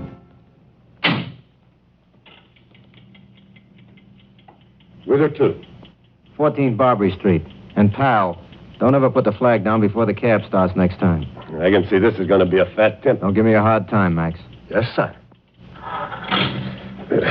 I can remember when the subway was good enough for you guys. It still is if you like to stop here. Oh, no offense, Excellency. You know, if you pipe some of that gas into the tank, you'd be a rich hacky. Don't look around, Junior, but the light is green. Move. I feel refreshed after this little exchange of pleasantries and settle back to untie the wrapping on Laura Chandler's package. Not that I'm the suspicious type, understand, but when somebody offers me $100 to deliver a package, I like to make sure I'm not playing patsy with a pumpkin full of microfilm. And just as I get the wrapping undone, Max trumps the brake pedal. And I find myself up to the knees in nice, crisp $100 certificates. Hey, mister, you dropped your money. Why don't you give out safety belts in these things if you're going to stop this way? What are you, a messenger for the United States Mint? Just turn around, pal, and keep going. I'll gather up the cabbage. What do you think this is, an armored truck? Next time you rob a bank, hire a van. If you really want to know, this is Halloween money. I got it playing trick-or-treat. Where? The First National Bank? You're clever. Yeah, stop soaping me, bud. I know real money when I see it. And I seen it. Max guns the cab while I collect the spilled lettuce. I figure there must be 4,000 or 5,000, and I've just wrapped it up again when Max goes in another one of his famous quick stops. What now? Out. Nous sommes arrivés, Lafayette. Which means we're here, 14 and Barbary. I never thought we'd make it. What's the rap? 65 cents. Here's a 10. Thanks. Hey. Huh? You'll excuse the expression, the change. $9.35. Yeah. Here. Here's a buck. Get yourself a B-29. I already got one.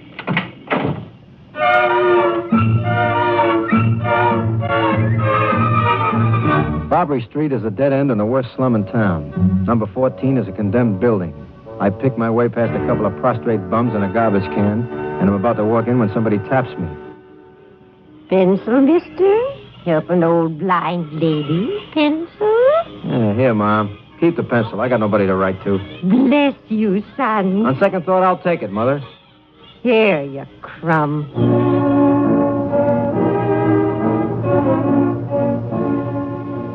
The hallway is decrepit pink plaster that is crumbling crumb by crumb. I let myself into room 2B, which resembles a sanctuary for unemployed mice.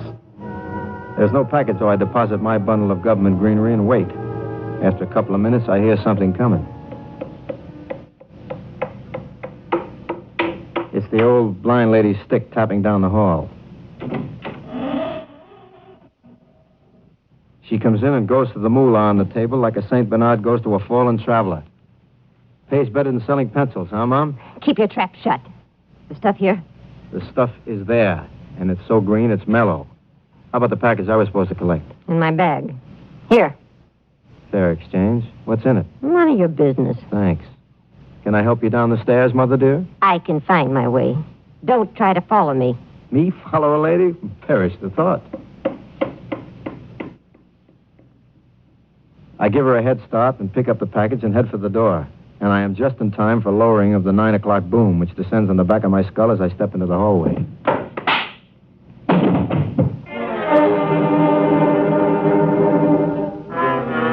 Sometime later, I regain consciousness. The first thing I notice is a clammy hand inside my pocket. The second thing I notice is that it ain't mine. I keep my eyes closed and then mousetrap the guy. Okay. Ow. You're breaking my arm, brother. I ought to break your... Well, if it ain't Sam Socrates, the philosophical pickpocket. How is the biggest thief in town? Rocky, my old companion from Gramercy Park. As Schopenhauer said, it's a small world. Is that what he said? Huh? How are things in the pickpocket union? Oh, haven't you heard, my boy? I've been elected international representative. Oh, goody for you. Congratulations. A hipster like you should know better than to lay in the dust in a creep joint like this. Why, if I hadn't come along, you might have been rolled. Somebody laid one on my skull bone. Hey, you know the old blind woman? Rosie? I think she hit me with a pogo stick. Rosie's new around here. But I don't think she goes for mugging. It was probably the other one, the blonde. Blonde? The one who came out after Rosie.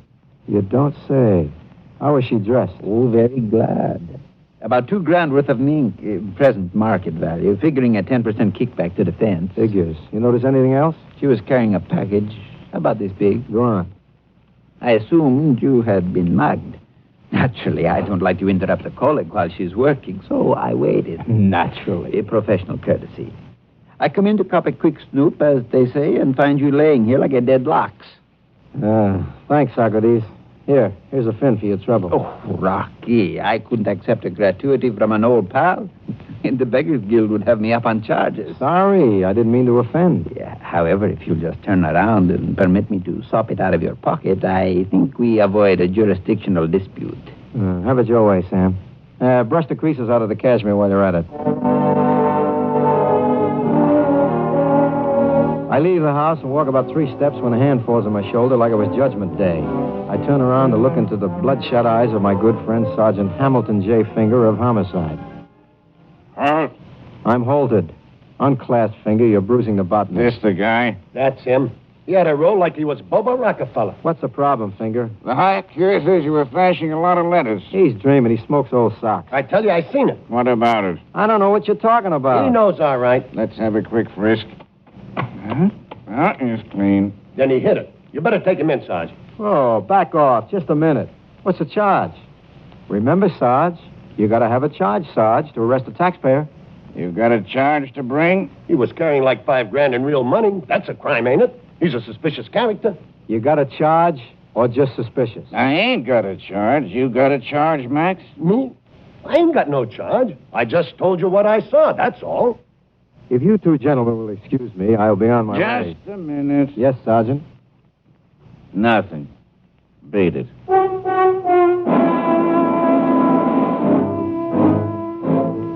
I walk away like I own City Hall, but inside I'm still 6 different shades of green. I make it to the subway and jockey my way to Laura Chandler's apartment. My head feels like the inside of Yogi Berra's mitt after a hot day in the bullpen.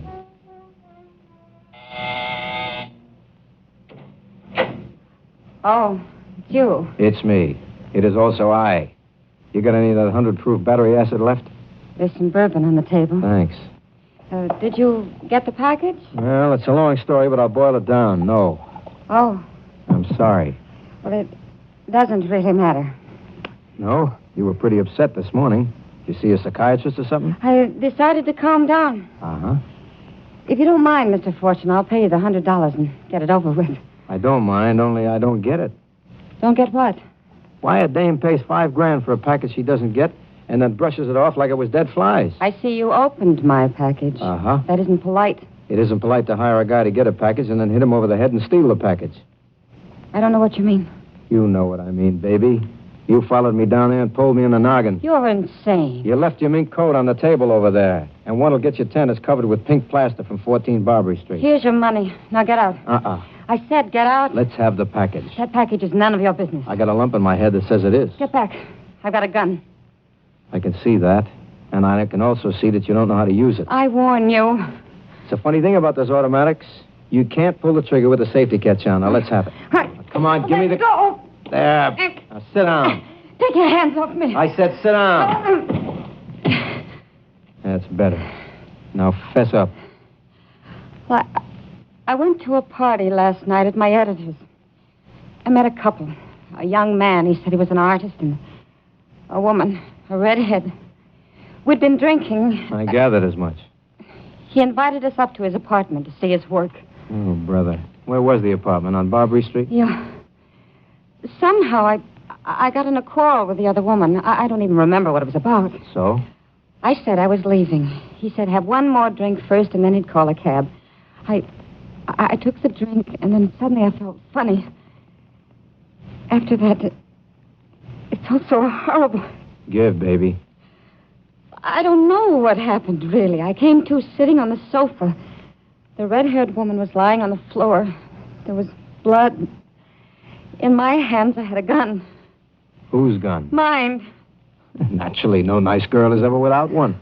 Well, there have been so many muggings and robberies in the neighborhood lately. My secretary thought I'd better carry one in my purse. Well, back to Barbary Street. What happened next? He told me I'd gotten very drunk, and we'd quarreled. He said she'd slapped me, and I'd taken this gun out of my purse. And it seemed to go off before I realized what I was doing. I'm not a murderer. I've never hurt anyone in my life. All right. Take it easy, baby. Now, look, what's with the packages? The man, Charles, his name was. He told me to go home, that he could have the whole thing hushed up. He said the woman was a tramp, and... Well, I was too frightened to argue. I went home. And about 5 this morning, he called. He said he'd need money, $5,000. He said he had the gun with my fingerprints on it, and if I wanted it, I'd better pay up or he'd go to the police. And you fell for it. Oh, baby, how square can you Well, get? I don't know why I did it. I suppose the police is the only way. Just a minute. One more item. How come you conked me? Well, after you left, I began to wonder if I could trust you, so I followed you down there. I overheard your talk with the blind woman, and I knew you'd opened the package. I waited, and then I hit you and took the package with the gun. Is this the gun? Yes, that's my gun. What are you doing? Just want to look inside. Uh-huh. I think we'd better call the police. I'll feel better when... Relax, baby. Nobody's calling the police. But the murder... There was no murder. What? Look at the barrel of this gun. It's loaded with rust. I've been a bullet through here since Grant took Richmond. But I heard... You heard a blank. And, honey, I got news for you. News? When P.T. Barnum said there was one born every minute, he meant you. I don't understand. It's the old Badger game in reverse. The whole thing was staged. The artist was phony, the corpse was phony, the bullet was a blank, and the blood was ketchup. You're sure? Make bets on it. Rocky, I don't know how to thank you. I got a suggestion. Yes? What? Don't hurry me now. Just give me time to pucker up.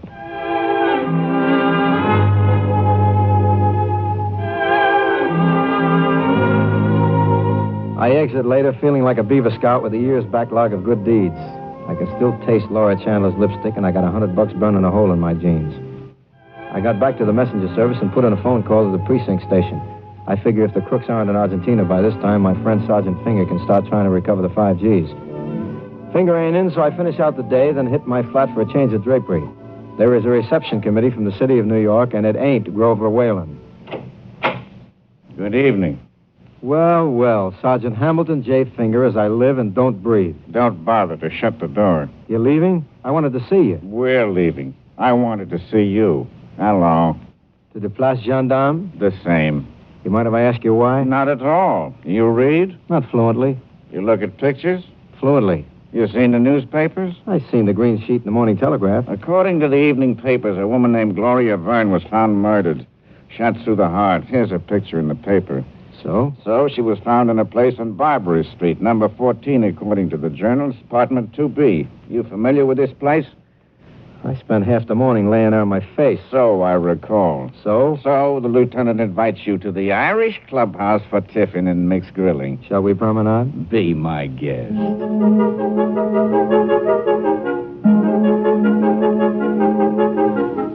I spend the next few hours being pounded on the eardrum by the Inquisition squad. I tell them everything I know, including about the gun which Laura Chandler has at home. You say she thought she killed this woman, but the gun wasn't fired. The barrel was stuffed with rust. She has this cannon? She had it when I left her this morning. And she dropped $5,000 to an old blind woman without even feeling sorry? I told you, Sarge, this is a nice girl. She didn't kill Gloria Verne. Nice girls don't go on drunks with Greenwich Village con artists. So she made a mistake. Maybe you made the mistake, Rocky. Come on. Where now? Laura Chandler's apartment. I want to gaze into her cold blue eyes. Also her cold blue automatic. We prowl up to Park Avenue and press the buzzer of Laura Chandler's apartment. Oh, it's you. Yeah, I brought a friend along for you, baby. Sergeant Finger of Homicide. This is Eve Hobson, Miss Chandler's secretary. Pleased, I'm sure. Is your employer home? She's asleep. She wasn't feeling well, so she took some sleeping pills. She been asleep all day? As far as I know, I went out on business for about an hour. Wake her up. Not without a pretty good reason. Murder is a pretty good reason. Murder? Get her. Ian, who is it? Oh, hello, Rocky. Miss Chandler? Yes? Sleeping pills don't work so good, I see. They never do much for a guilty conscience. I beg your pardon. This is Sergeant Finger, Laura. Homicide. Homicide? You've heard of it, I see. I don't understand. I'll be brief. You're under arrest. Under arrest? You recognize this picture in the paper? Laura, don't say a word. No use, Rocky. It was nice of you to pretend I didn't kill her, but it's her picture. That's the woman I shot. Laura, for Pete's sake, you didn't Have do you it. got the gun? Yes, I left it in my desk drawer. Here. That gun hasn't been fired for years, I tell you. Let's have a look. Okay, Miss Chandler, get your coat.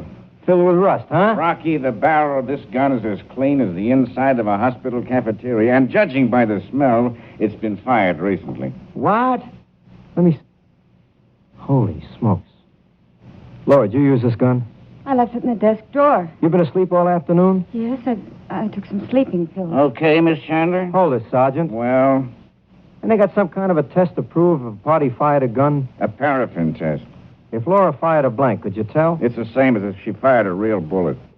In other words, anybody who fired a gun, it shows up, huh? That's right. Rocky, it's no use. Let me handle it, baby. You can get 10 years in the Cast Iron Academy for shooting a murderer, Rocky. Let me talk a minute, will you? Talk. How long has this Gloria Verne been dead?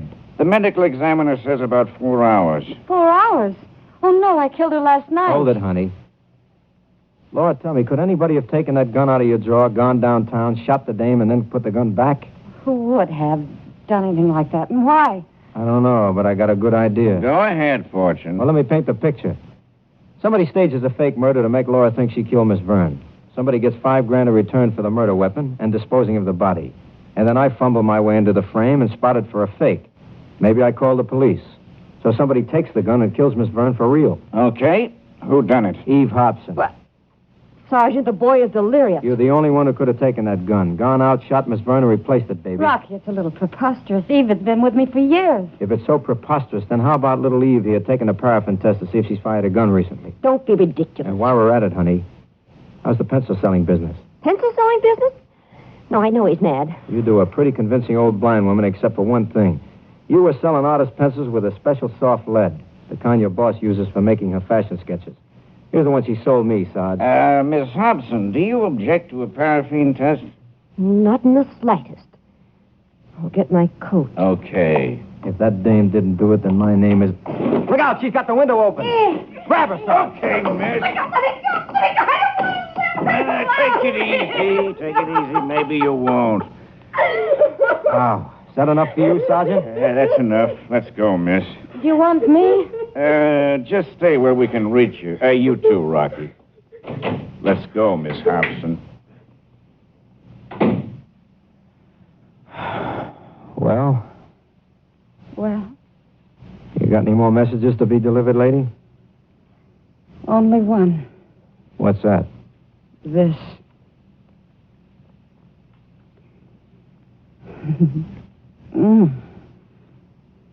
I like your messenger service, mister. Laura, Yes, Rocky. next time, don't send for a boy. This is a man's work. Yeah.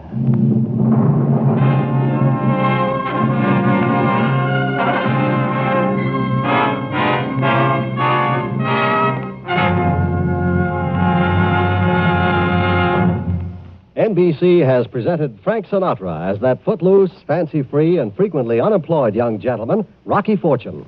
Tonight's cast included Marion Richmond, Georgia Ellis, Bill Justine, Parley Bear, and Ted Von Eltz. Tonight's script was written by George Leppert, and Andrew C. Love directed. Eddie King speaking. Now, to tell you about next week's adventure, here's Frank Sinatra as Rocky Fortune. Did I ever tell you about the bebop musician who dropped me into a hotel shaft and said, "Man, dig that crazy grave"? He meant mine. Tell you about it next week. See you around.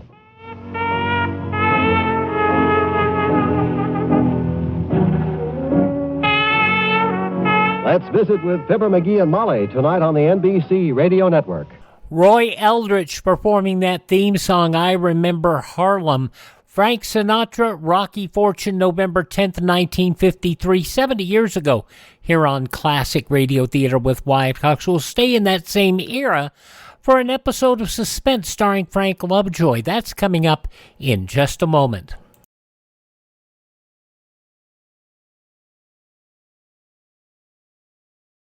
For 19 straight months, the cost of living kept going up and up and up.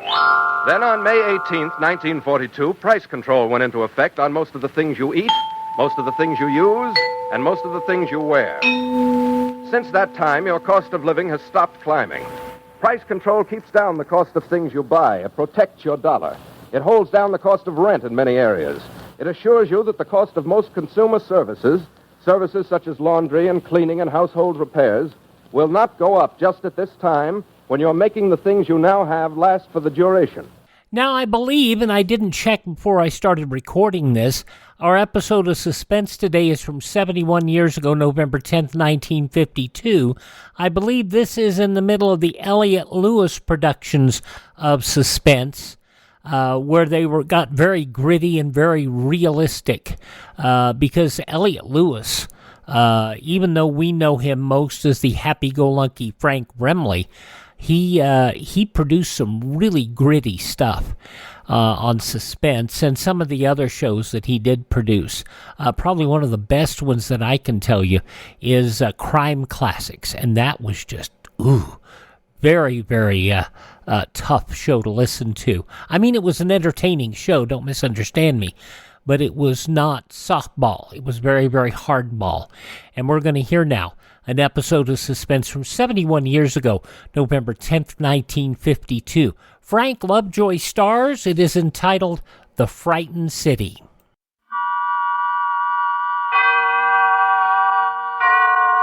Autolite and its 98,000 dealers bring you Mr. Frank Lovejoy in tonight's presentation of Suspense.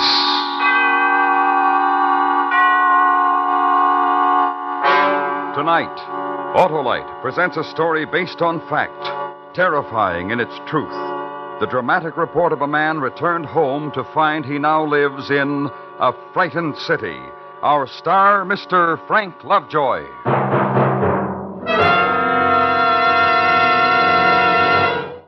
Hi, Harlow. What's the matter? Hap, I'm in love. Oh, what's her name? It's not a her. It's the famous Autolite Stay Full. The battery that needs water only 3 times a year in normal car use. Why, millions of drivers go for the Autolite Stay Full, Harlow. Sure, Hap, because it's the great battery with the fiberglass retaining mats protecting every positive plate to reduce shedding and flaking.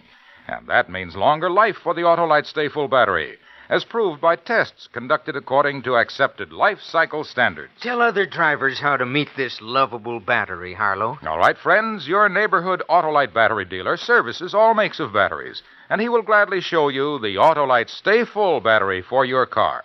To quickly learn his location, call Western Union by number... And ask for me, Operator 25. I'll give you the location of your nearest Autolite battery dealer where you can get an Autolite Stay Full. The battery that needs water only 3 times a year in normal car use. And remember, from bumper to tail light, you're always right with Autolite. And now, Autolite presents The Frightened City, starring Mr. Frank Lovejoy, hoping once again to keep you in suspense.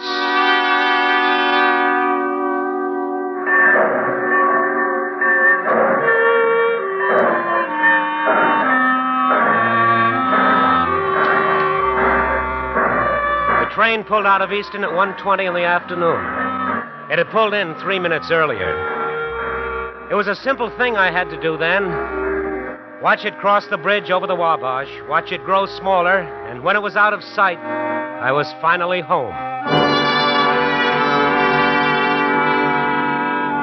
And home was pick up the barracks bag and walk up the small hill from the depot, down into Main Street on an autumn afternoon. Turn left on Sycamore, down 3 blocks, where the houses are painted white and there's rockers on the porches and wide elm trees in November color, and the far-off sound of a dog barking and the smell of smoldering leaves. And 595 Sycamore Street, up the path and up the steps. Jane! Janie! Who is it? Janie! Sis! Nick! Oh, Nicky. How's the baby, sis? Oh, fine. He was teething, but he's all right now. I haven't seen him yet. Oh, he's beautiful. How's Johnny? How's Johnny, sis? What? Johnny, how is he? Your husband, my brother-in-law, Johnny, how... What's the matter with you? Didn't you get my letter? I was aboard ship the last 2 weeks, so... Johnny is dead. Johnny went walking one night, and he's dead. One night, Johnny said he was going to walk down to Main Street. He told me he wanted to stop in the police station. He had something to tell the chief of police. He went out, and he was walking along.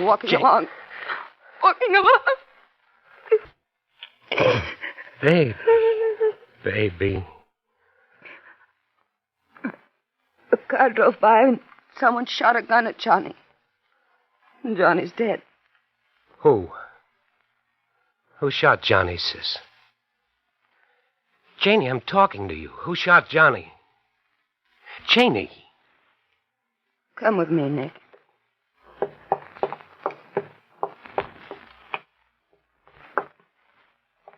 Here's your nephew. He's sleeping, and he's my son. He's pink, and he's fat, and he says Mama. He can say Dada, too, but it's a word he won't need. He's a good baby. And I love him as much as a mother can love a child. Now, I want to show you something else. I've had it here in my apron, and I've been wondering what to do about it. I found it under my door about a week ago, the day after Johnny was shot. I'll read it to you. Don't talk to strangers. What happened to Daddy can happen to Sonny. Give it to me. My little boy is going to grow up. He's going to play with other boys and laugh and cry when he scrapes his knee on the sidewalk and go to school. Give me the note, and Janie. live a life. No. No note, Nicky. These pieces get burned, get forgotten. It gets forgotten like everything else that's happened. Who did it, Janie? You're back from a war. Let everything be peaceful now. Look at my son, Nick. The way he wakes up. So peaceful.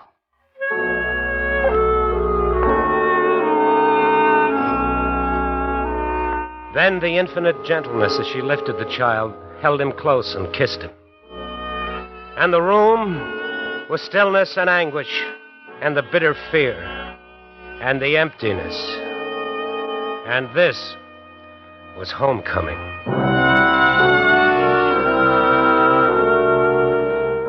Outside, it was November, the long, quiet avenue, and the glimpse of the coat-sweated woman in her backyard, gathering in her wash, feeling in it the starch of cold autumn wind. Walk to a cross street, then 3 blocks east. Police headquarters.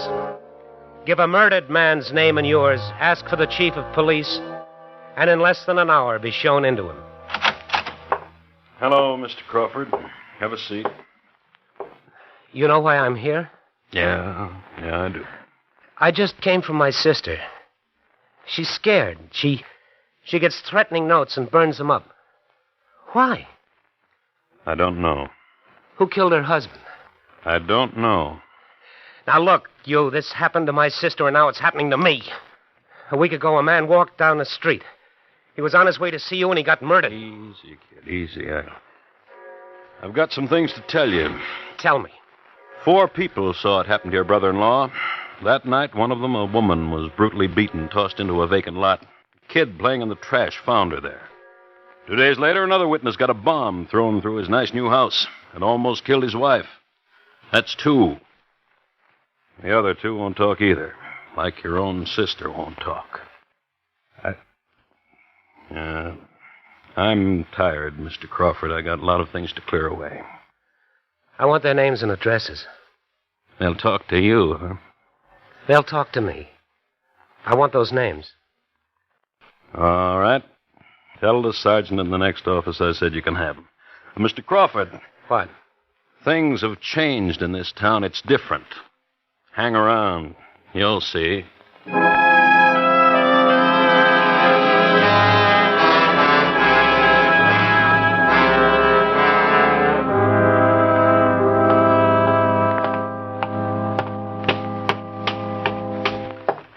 Hello. Good evening. Mr. Osborne? Mr. Osborne, something I can do for you? They told me down at your place of business you'd be home. It's about Jimmy Stewart. Mind if I sit down? Not at all. Johnny Stewart, huh? A friend of yours? He was married to my sister. Your sis? Oh, then you must be Nick. Heard a lot about you from Johnny. How you were soldiering. Welcome home, Nick. Johnny worked for you, didn't he? Good accountant. Nice guy, Johnny. One of the best. You were with him the night he was killed? That's right. I was with him. Well, you want to tell me about it? Johnny was walking by my store just as I was closing up. I told him to wait a minute. I'd walk with him. We walked. We talked. Got to a corner. I told Johnny to wait for me while I went into the drugstore to buy some cigarettes. Just as I came out, a car turned the corner. Shot him down, drove away. That's how it was. What kind of car? I wouldn't know. What, sedan, convertible, old, new? A week ago they put me through this. I didn't know then, I don't know now. Well, he worked for you. He was your friend. You knew all about him and me and his wife. Nick, I like it here on my porch swing. It reminds me I'm alive. Don't spoil it for me, Nick.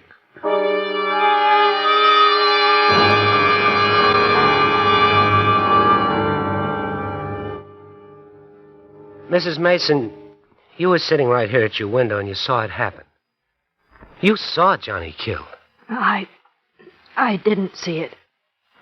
Well, what kind of a car? Just tell me that. Nothing.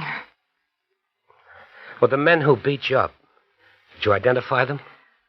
There were weeds, dirty old tin cans.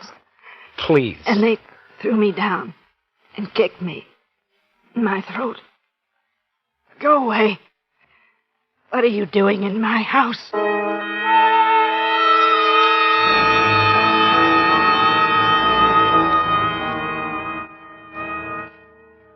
You listen to me, Nick. I can remember when Johnny Stewart was a kid, and he stole penny candy from me, right here in this same drugstore. Yeah, and he grew up to be shot down right on this corner, right outside this store. What happened that night, Mr. Nolan? Nick, I built up a nice business here. 20 years. What did you see? Nicky, it was me had to scrub his blood off the sidewalk. What did you see? Nothing. Nothing, that's what I saw, Nick.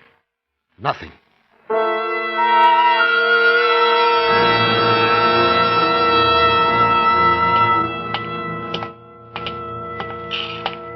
Hi. Hello there. Raking leaves, you can work up a sweat, even in November. Yeah, big tree, a lot of leaves, Indian summer evening. You sweat. Yeah, I know. You're Tom Ruxton, aren't you? That's right. I'm Nick Crawford. Glad to know you. Johnny Stewart was my brother-in-law. Oh. Really? You got a nice house, Tom. Thanks. I understand your wife was almost killed when they tossed a bomb into it. That's right. Hazel was out back. Lucky. That bomb was tossed into your house because you were a witness to a murder, wasn't it? House looks okay now. Got nice neighbors. Helped me. We fixed it up ourselves. Who killed Johnny? You're scared to death, aren't you? I've got a pretty good house here, mister. A tract house, GI loan. Once I had a nice uniform, just like you. Now what I've got's a wonderful wife, and anybody asks me, I'll say Hazel's a wonderful wife, and I love her. Like I said, scared. Right now, mostly of you, and whatever you're carrying around with you, I don't want to rub off on me or Hazel. So I'll tell you something. Leave me alone.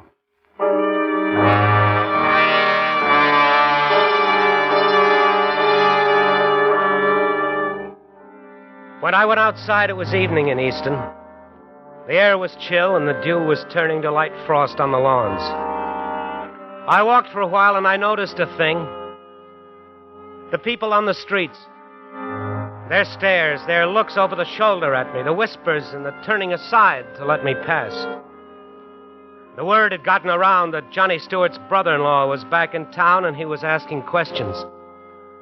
I was being pointed out and walked away from. I'd come home, and I'd come home to a frightened city.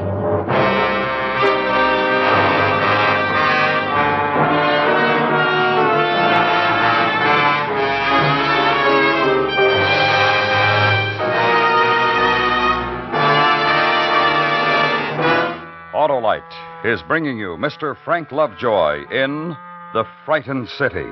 Tonight's presentation in radio's outstanding theater of thrills, Suspense.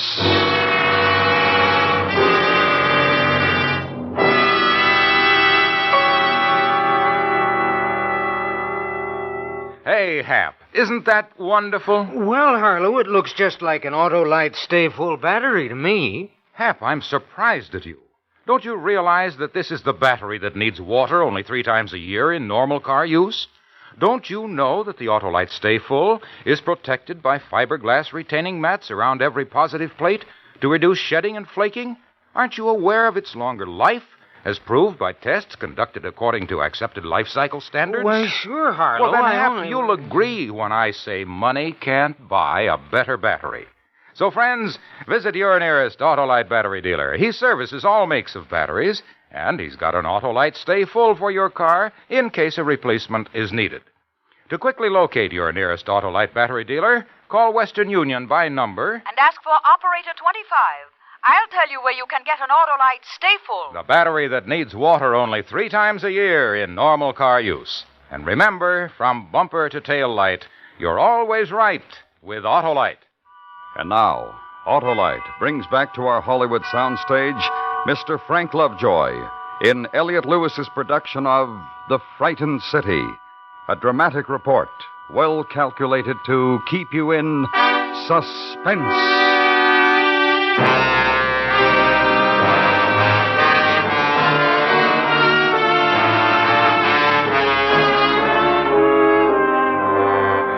The next morning in Easton, clear, bright. Look out the window of an upstairs room where you've slept in an almost forgotten bed. And the glint of sunlight is autumn leaves wet with melting frost. And 3 houses down, the man in the bathrobe darting out of his front door to where the morning paper had been tossed into an evergreen bush. Watch him stalk it, retrieve it, scurry back. Trace a design on a pane of steamed window. And it's almost the way you remembered it. Almost. Nicky, you up? Yeah, come on in. Hi. Hi. You sleep good? Yeah. I heard the kid bawling a little while ago. Woke me up. Ah, he was hungry. He's all right now. Nicky. What? Got home real late last night. I waited up a long time, then I got tired and went to sleep. My brother's first night home in 3 years. You'd think you could have managed to get home early enough for us to talk. Well, what do we talk about, Jane? You? What's happened to you in 3 years? But Johnny. Dead Johnny. Murdered Johnny. Your husband, the man you had the kid with. We don't talk about that, huh, sister? Shut up. Janie. I told you, shut up! You're going to yell me into keeping quiet, Janie? I told you. I don't want my baby killed. Johnny was enough. You hate me for wanting to know why Johnny's dead? You hate me for that, Janie? My baby gets hurt. I'll hate you to your grave. You've got lots of new things in the house, Jane. You know, new furniture, new carpets. Looks nice. Looks expensive. Are you coming down for breakfast? How much did Johnny make working as an accountant for Osborne? 50? 60 a week? How much? Nick, leave me alone. New sofa, big green leather chair, new carpet. That costs a lot of money. How did you get them, Jane? Installment plan? Somebody give you a birthday present? How'd you do it, Jane? You got a home hobby? You take telephone subscriptions for a ladies' magazine? Or did Johnny do it? Is that it? How? He steal, he rob, he kill? Nicky. Tell me. Ask Osborne. Osborne? Ask him what? How we suddenly became rich, how Johnny left a bank account with $30,000 in it. What are you talking about? You said you walked the town last night. Didn't you see what's happened to it? See what? People walking into back rooms, shops with no customers open late, men paying newsboys with bills and not taking change, or newspapers. People walking into back rooms, card rooms, dice tables, numbers. And Johnny was part of it? Johnny worked for Osborne. And Johnny got sick of it and was on his way to tell the cop? Oh, Nicky. Oh, Janie, what's the matter? If you tell anybody what I said, I'll swear you're lying. My baby, Nick, my son. I just died. That's what you did to me. You just died.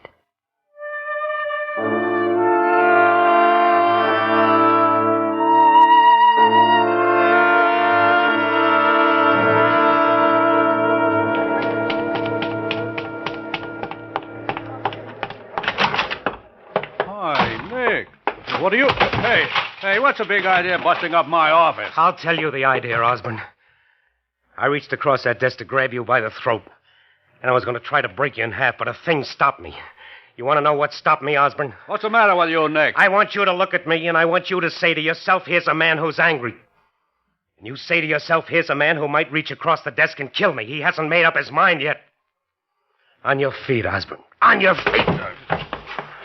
Why did you kill Johnny? You crazy? Talk to me, talk. Tell me, why did you kill Johnny? I was walking with him, son. Walking with him. How could you set him up as a pigeon? It's real simple. Walk with him, then go into a drugstore and wait until he's killed. Now you know how. Now tell me why. You talking to your sister, son? Osborne, you send your boys down to see my sister. They might live through what happened to them, but I doubt it. Tough boy. Soldier boy. Here's what's else, Osborne.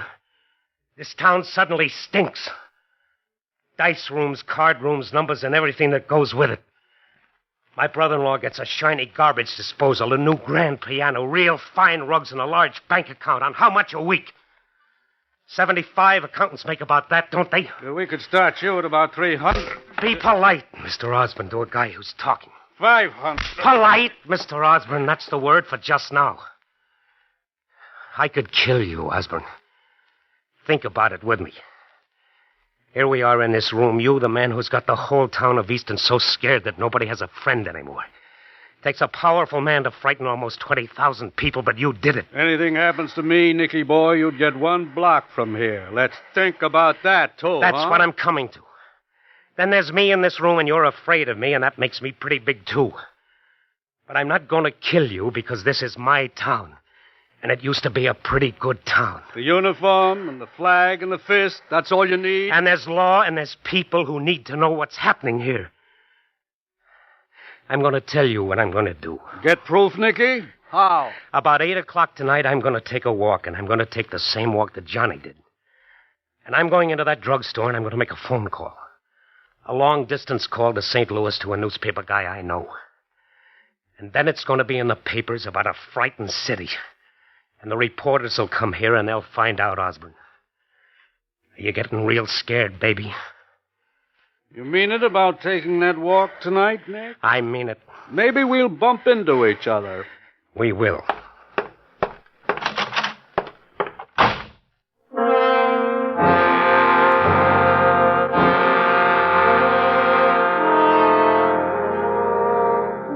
And on the way home, stop at Lane's sporting goods store. Buy a gun, buy cartridges. And Mr. Lane is all business. No good evenings. No, how have you been, Nicky? Just ring it up on the cash register and not look at you and walk quickly away from you when it was done. And the walk home. Small town held in November twilight. Inside the house, try the new piano.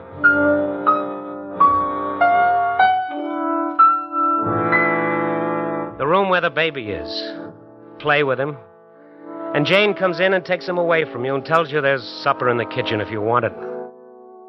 And eat alone, paper propped against water pitcher.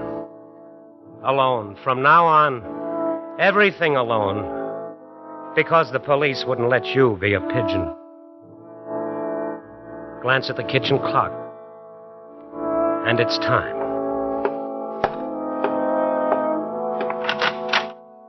You going out, Nick? Yeah, Where? just for a walk. Will you be late? Maybe. Don't wait up for me.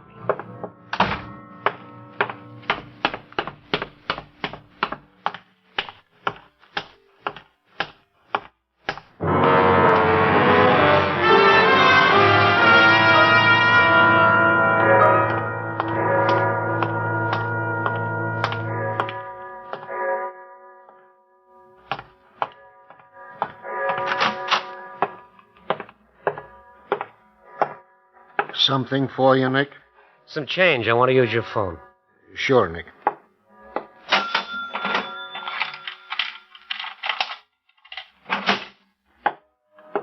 Here, Nick. Thanks.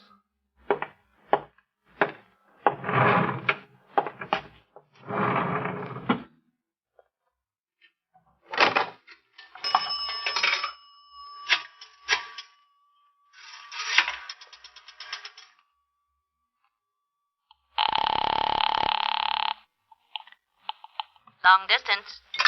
Oh, long distance. What's the station-to-station charge to St. Louis? Just a moment, please. That will be $1.20, including the tax. What number do you wish, please?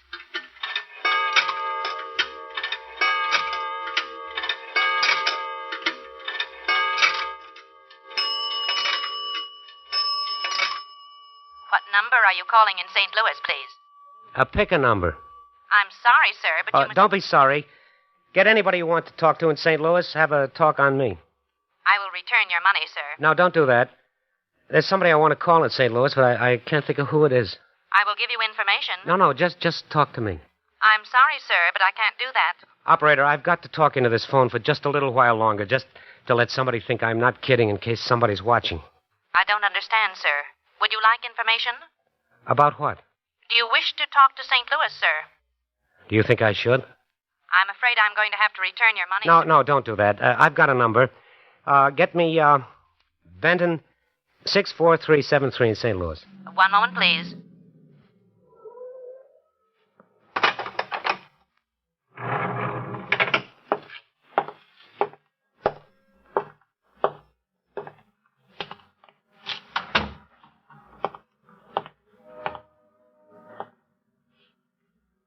Nick!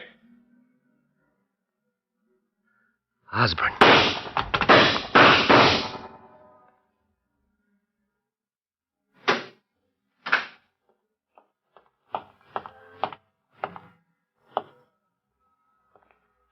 Nick. Oh, Nick. Sorry, soldier. And just think, you could have died on a battlefield, not in your hometown. Osborne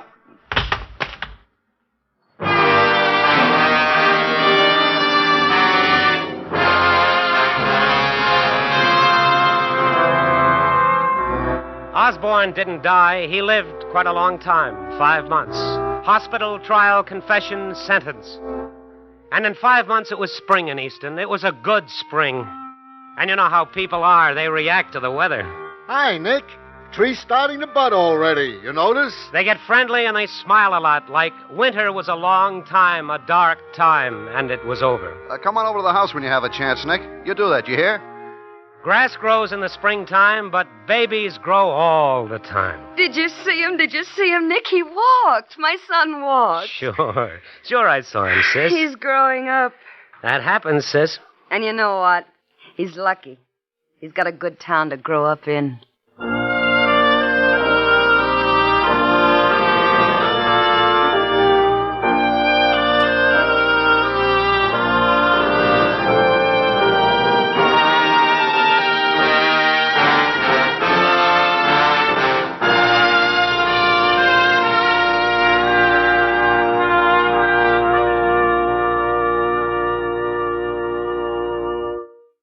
Suspense. Presented by Autolite. Tonight's star, Mr. Frank Lovejoy. This is Harlow Wilcox, and here once again is our star, Frank Lovejoy. This was your first appearance of our new season, Frank, and we want you to know we enjoyed every minute. Thank you, Harlow, and thanks to Autolite for making it possible. You've had some wonderful shows this season, and next week's promises to be one of the best.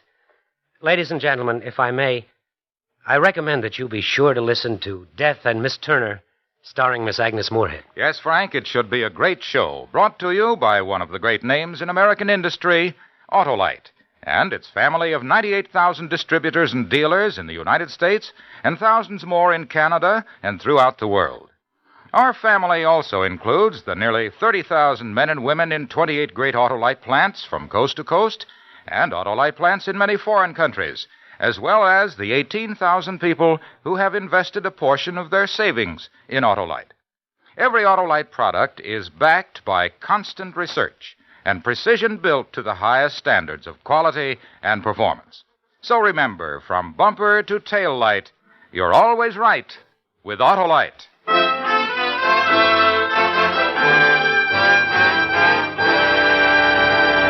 Next week, a new radio play by the originator of Suspense, Mr. William Spear. The story is called Death and Miss Turner, and it will star the First Lady of Suspense, Miss Agnes Moorehead.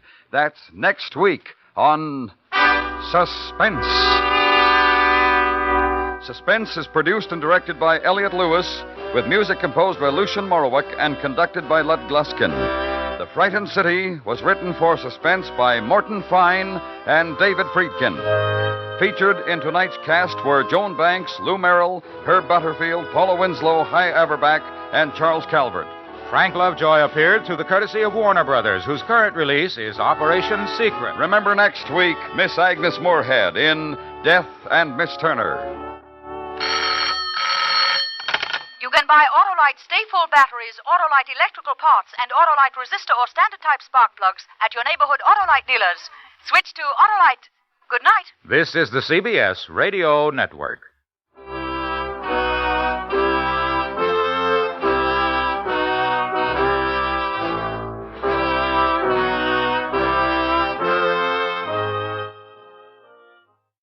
Quite the story of suspense. 71 years ago, November 10th, 1952, Frank Lovejoy here on Classic Radio Theater with Wyatt Cox. Tomorrow, we will have comedy for the entire show. We will have Abbott and Costello. We'll also have an interesting episode of Fibber McGee and Molly as they preview a motion picture that they starred in. The Great Gildersleeve, an episode of the CBS Radio Workshop that I truly enjoy. It's kind of a post-apocalyptic comedy, if you will. And also we'll wrap it up with another episode of Lum and Abner. That's coming up tomorrow on Classic Radio Theater with Wyatt Cox. A reminder to visit our webpage, classicradio.stream. That's classicradio.stream. We look forward to hearing from you. And but first, we want you to hear these important messages.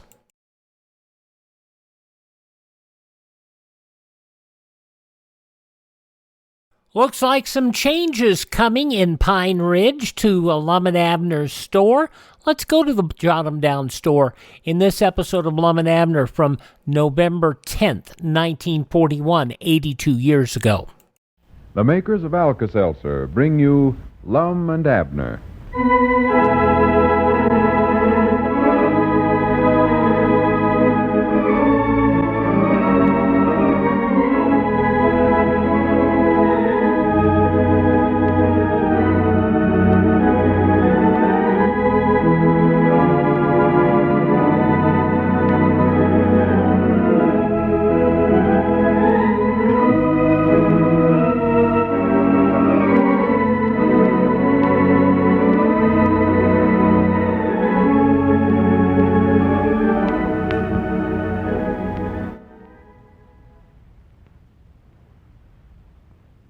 Well, when the sun came up in Pine Ridge this morning, all was quiet and peaceful in the little crossroad village, and life began to flow in its customary easy manner. But say, how were things out your way? Did you roll out of bed this morning all ready for the day? Or did you by any chance happen to get up out of the wrong side of the bed? You know, sometimes after a busy weekend, Monday morning can be sort of blue. Well, if a headache or an upset stomach was the cause of that morning grouch, I just hope for your sake that you had a package of Alka-Seltzer tablets handy. For when you take Alka-Seltzer for these common ailments, you feel better fast. Friends, it's really surprising how quick-acting Alka-Seltzer can be. You have no idea what prompt relief and pleasant relief a sparkling glass of Alka-Seltzer can bring when you wake up feeling mean and miserable. Alka-Seltzer's mighty pleasant to take, too, and don't forget, it's not a laxative. So, if you haven't a package of Alka-Seltzer tablets in your home now, be sure to get one from your druggist right away. The sooner the better, for you never know when you'll need the quick relief they offer for a headache, an upset stomach, in cold distress, or morning after misery. And now, let's see what's going on down in Pine Ridge. Well, Lum's plans to have a quiet little supper with Miss Frederick, the new schoolteacher in Pine Ridge, the other night, were ruined when Abner and Grandpappy Spears, thinking it was Lum's birthday, got up a big stag dinner for him. Since then, relations between the two old partners have been a bit strained. As we look in on the little community today, we find Abner in the Jot 'em Down store still trying to patch up things with Lum. Listen. Well, Lum, I've told you 1,000 times I'm sorry. I don't know what more I can say about it. Well, let it go. It's done over now. Well, if you want my opinions of it, I thought it sort of nice of us to give you a surprise on your birthday that-a-way. I told you it weren't my birthday, Abner. I never was so embarrassed in my life when I walked in that restaurant with Miss Frederick and all you fellers jumped up and started singing happy birthday to you and hollering surprise, surprise, and that stuff. Well, it was a surprise, wasn't it? Miss Frederick looked awful surprised, I'll say that. Well, that weren't surprise on her face. That was embarrassment. While she never said nothing, I know she must have been awful embarrassed, all them men down there and her the only woman there. Yeah. And I know she figured I'd put you up to it, too. Granny's, I doubt if I ever get her to go out with me again. Oh, well, now, I wouldn't feel that way about it. She'll get over it. Granny's, I planned all day how I could get to be alone with her so we could sit there and have supper by ourselves. Even had Luke Spears stay open an hour late so's I'd be sure there weren't nobody else there. Well, you can take her over some other time. Luke will stay open late any night you tell him to do it. What's wrong with tonight? Take her over there tonight. It's a school night tonight. She don't go out during the week teaching school that way. Oh, yeah, that's right, ain't it? Well, why didn't you take her over there Saturday night or Sunday? Well, she always goes to the county seat on Saturday. County seat? Yeah, studies there at the library. And Sunday, that dad-blame Frank Foster had a date with her to go Kodaking. Well, what's a school teacher doing studying at the library? She's studying for her M.A., she says. Her M.A.? Yeah. Well, why don't you let her more study for herself? Her M.A., I said. What, you don't have to spell things out to me, Lum. I ain't spelling things out to you. That's what they call it. I've heard of mamas helping children with their lessons, but I never heard of a young'un helping her mama before. Abner, that M.A. means some kind of a degree you get for graduating from college. Oh. Well, now, be honest, Lum. Don't you think her mama's a little old to be going to college? Here she is sitting in a class with a bunch of young'uns, and her own daughter's teaching school. Doggy, that's funny. I'm trying to explain to you reckon why she wants to go to school at her age, Lum. Will you hush up for a minute and give me a chance to explain this to you? Go ahead. Studying for a M.A. means studying for a degree. You see, You mean a degree like you get over at the lodge? No. She might as well give that up right now, Lum. I don't care how many colleges she graduates from, they'll never take her into the lodge. They don't take women in the lodge, and you know it. Of course I know it. This ain't got nothing to do with her mama. It's Miss Fredericks herself, and she Well, says... they won't take her in neither. They won't take her, and they won't take her mama. You might as well tell her before they go any further. Abner, they don't want to get in the lodge. Well, they can't take one of them lodge degrees without joining. That's secret stuff, Lum. We got rules in that lodge that says no women... I know the rules of the lodge. Well, reckon how long it'll take her mama to graduate. For goodness sakes, haven't you got that straight yet? Let's just forget about her mama. Forget about her? Oh, why, you can't do that, Lum. Why, she's going to be your mother-in-law. You want to get on the good side of her. That's a thing for you to do at the first time you see her. Just tell her that you think an awful lot of her. You don't want to leave that poor old woman sitting in there at the library all by herself. More than likely don't know a soul in there. Just too bad we ain't got a library out here at Pine Ridge, and then Miss Frederick could bring her mama right out here. Abner, I told you we ain't talking about her. Now, Granny, wait a minute. Maybe you got a idea there. Why, of course I have. Her mama could room right over her sister Simpson. I don't mean that. I mean about having a library here in Pine Ridge.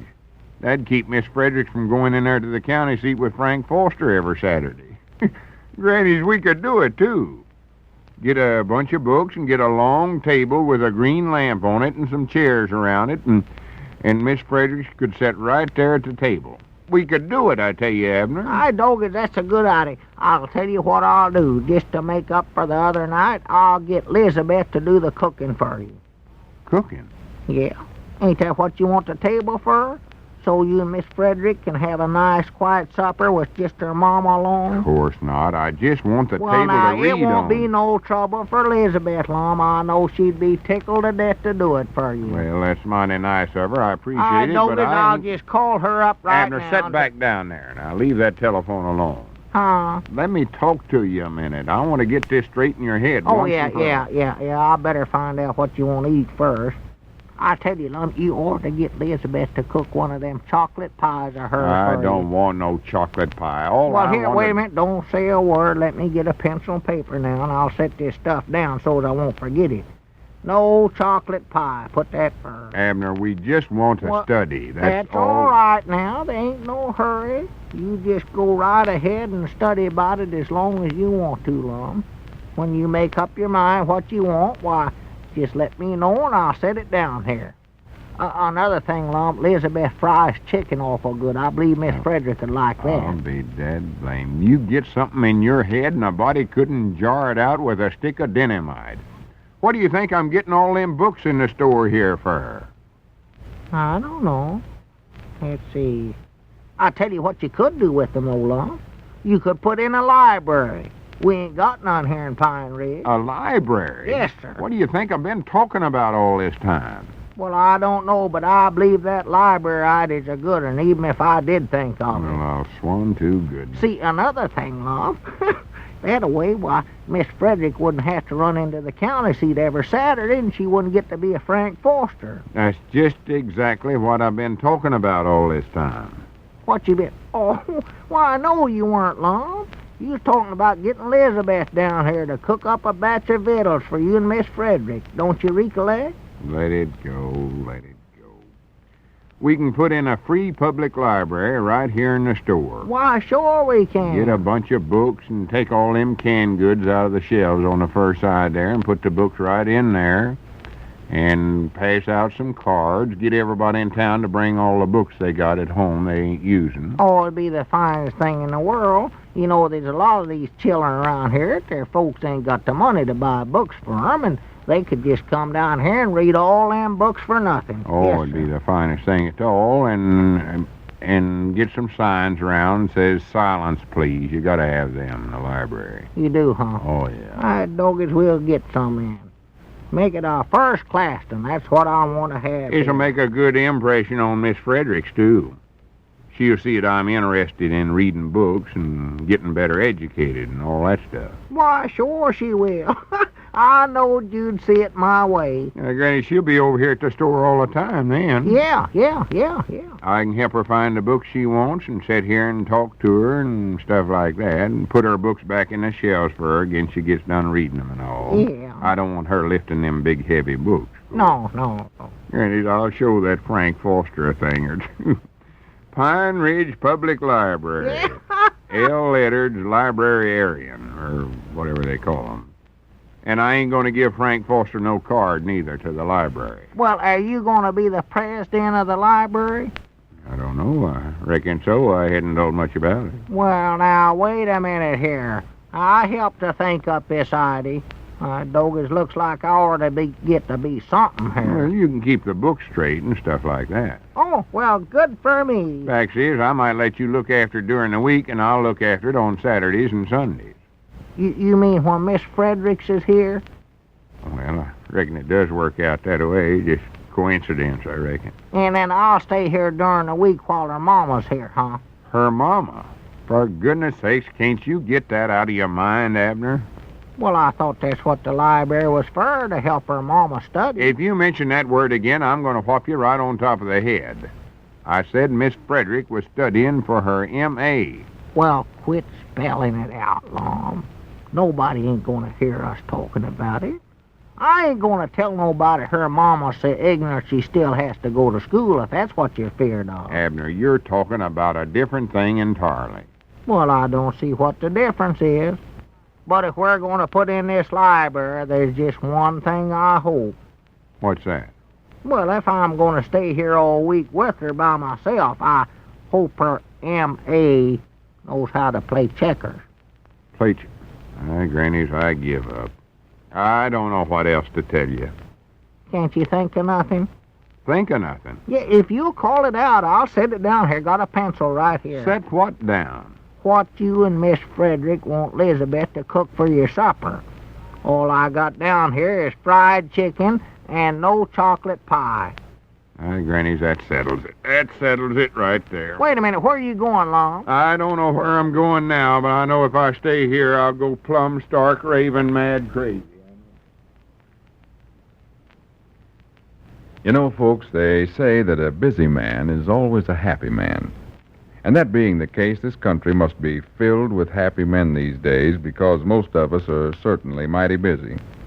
All the more reason, then, that each and every one of you will find it wise to keep a package of Alka-Seltzer tablets at your place of work as well as at home.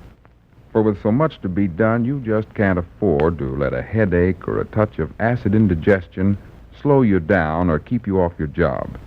Now, that's where Alka-Seltzer can be a big help to you. For Alka-Seltzer offers surprisingly fast and effective relief for these and many other common work-disturbing ailments. So, be wise and be prepared. Stop in at your favorite drugstore on your way to work in the morning and get yourself a package of Alka-Seltzer tablets. You better get 2 packages if your supply at home is running low, and always keep Alka-Seltzer where you work and at home, too. And you will always be prepared to get quick relief and prompt relief for these common aches and pains that cause lost days and short pay envelopes.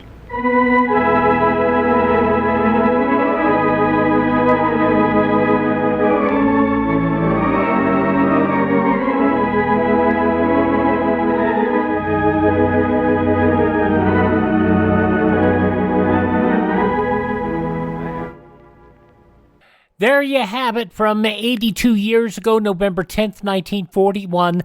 Lum and Abner here on Classic Radio Theater with Wyatt Cox. Now, tomorrow, a full day of comedy. Abbott and Costello, Fibber McGee and Molly, Gildersleeve, The Report on the Weans, and more Lum and Abner. That'll be on our Saturday edition. So we hope we get to see your smiling ear right out there. Have a great day. Wyatt Cox, Classic Radio Theater with Wyatt Cox. Thank you for being here, and thank you for tuning in. And hope you find us anywhere. Our webpage, classicradio.stream. See you tomorrow.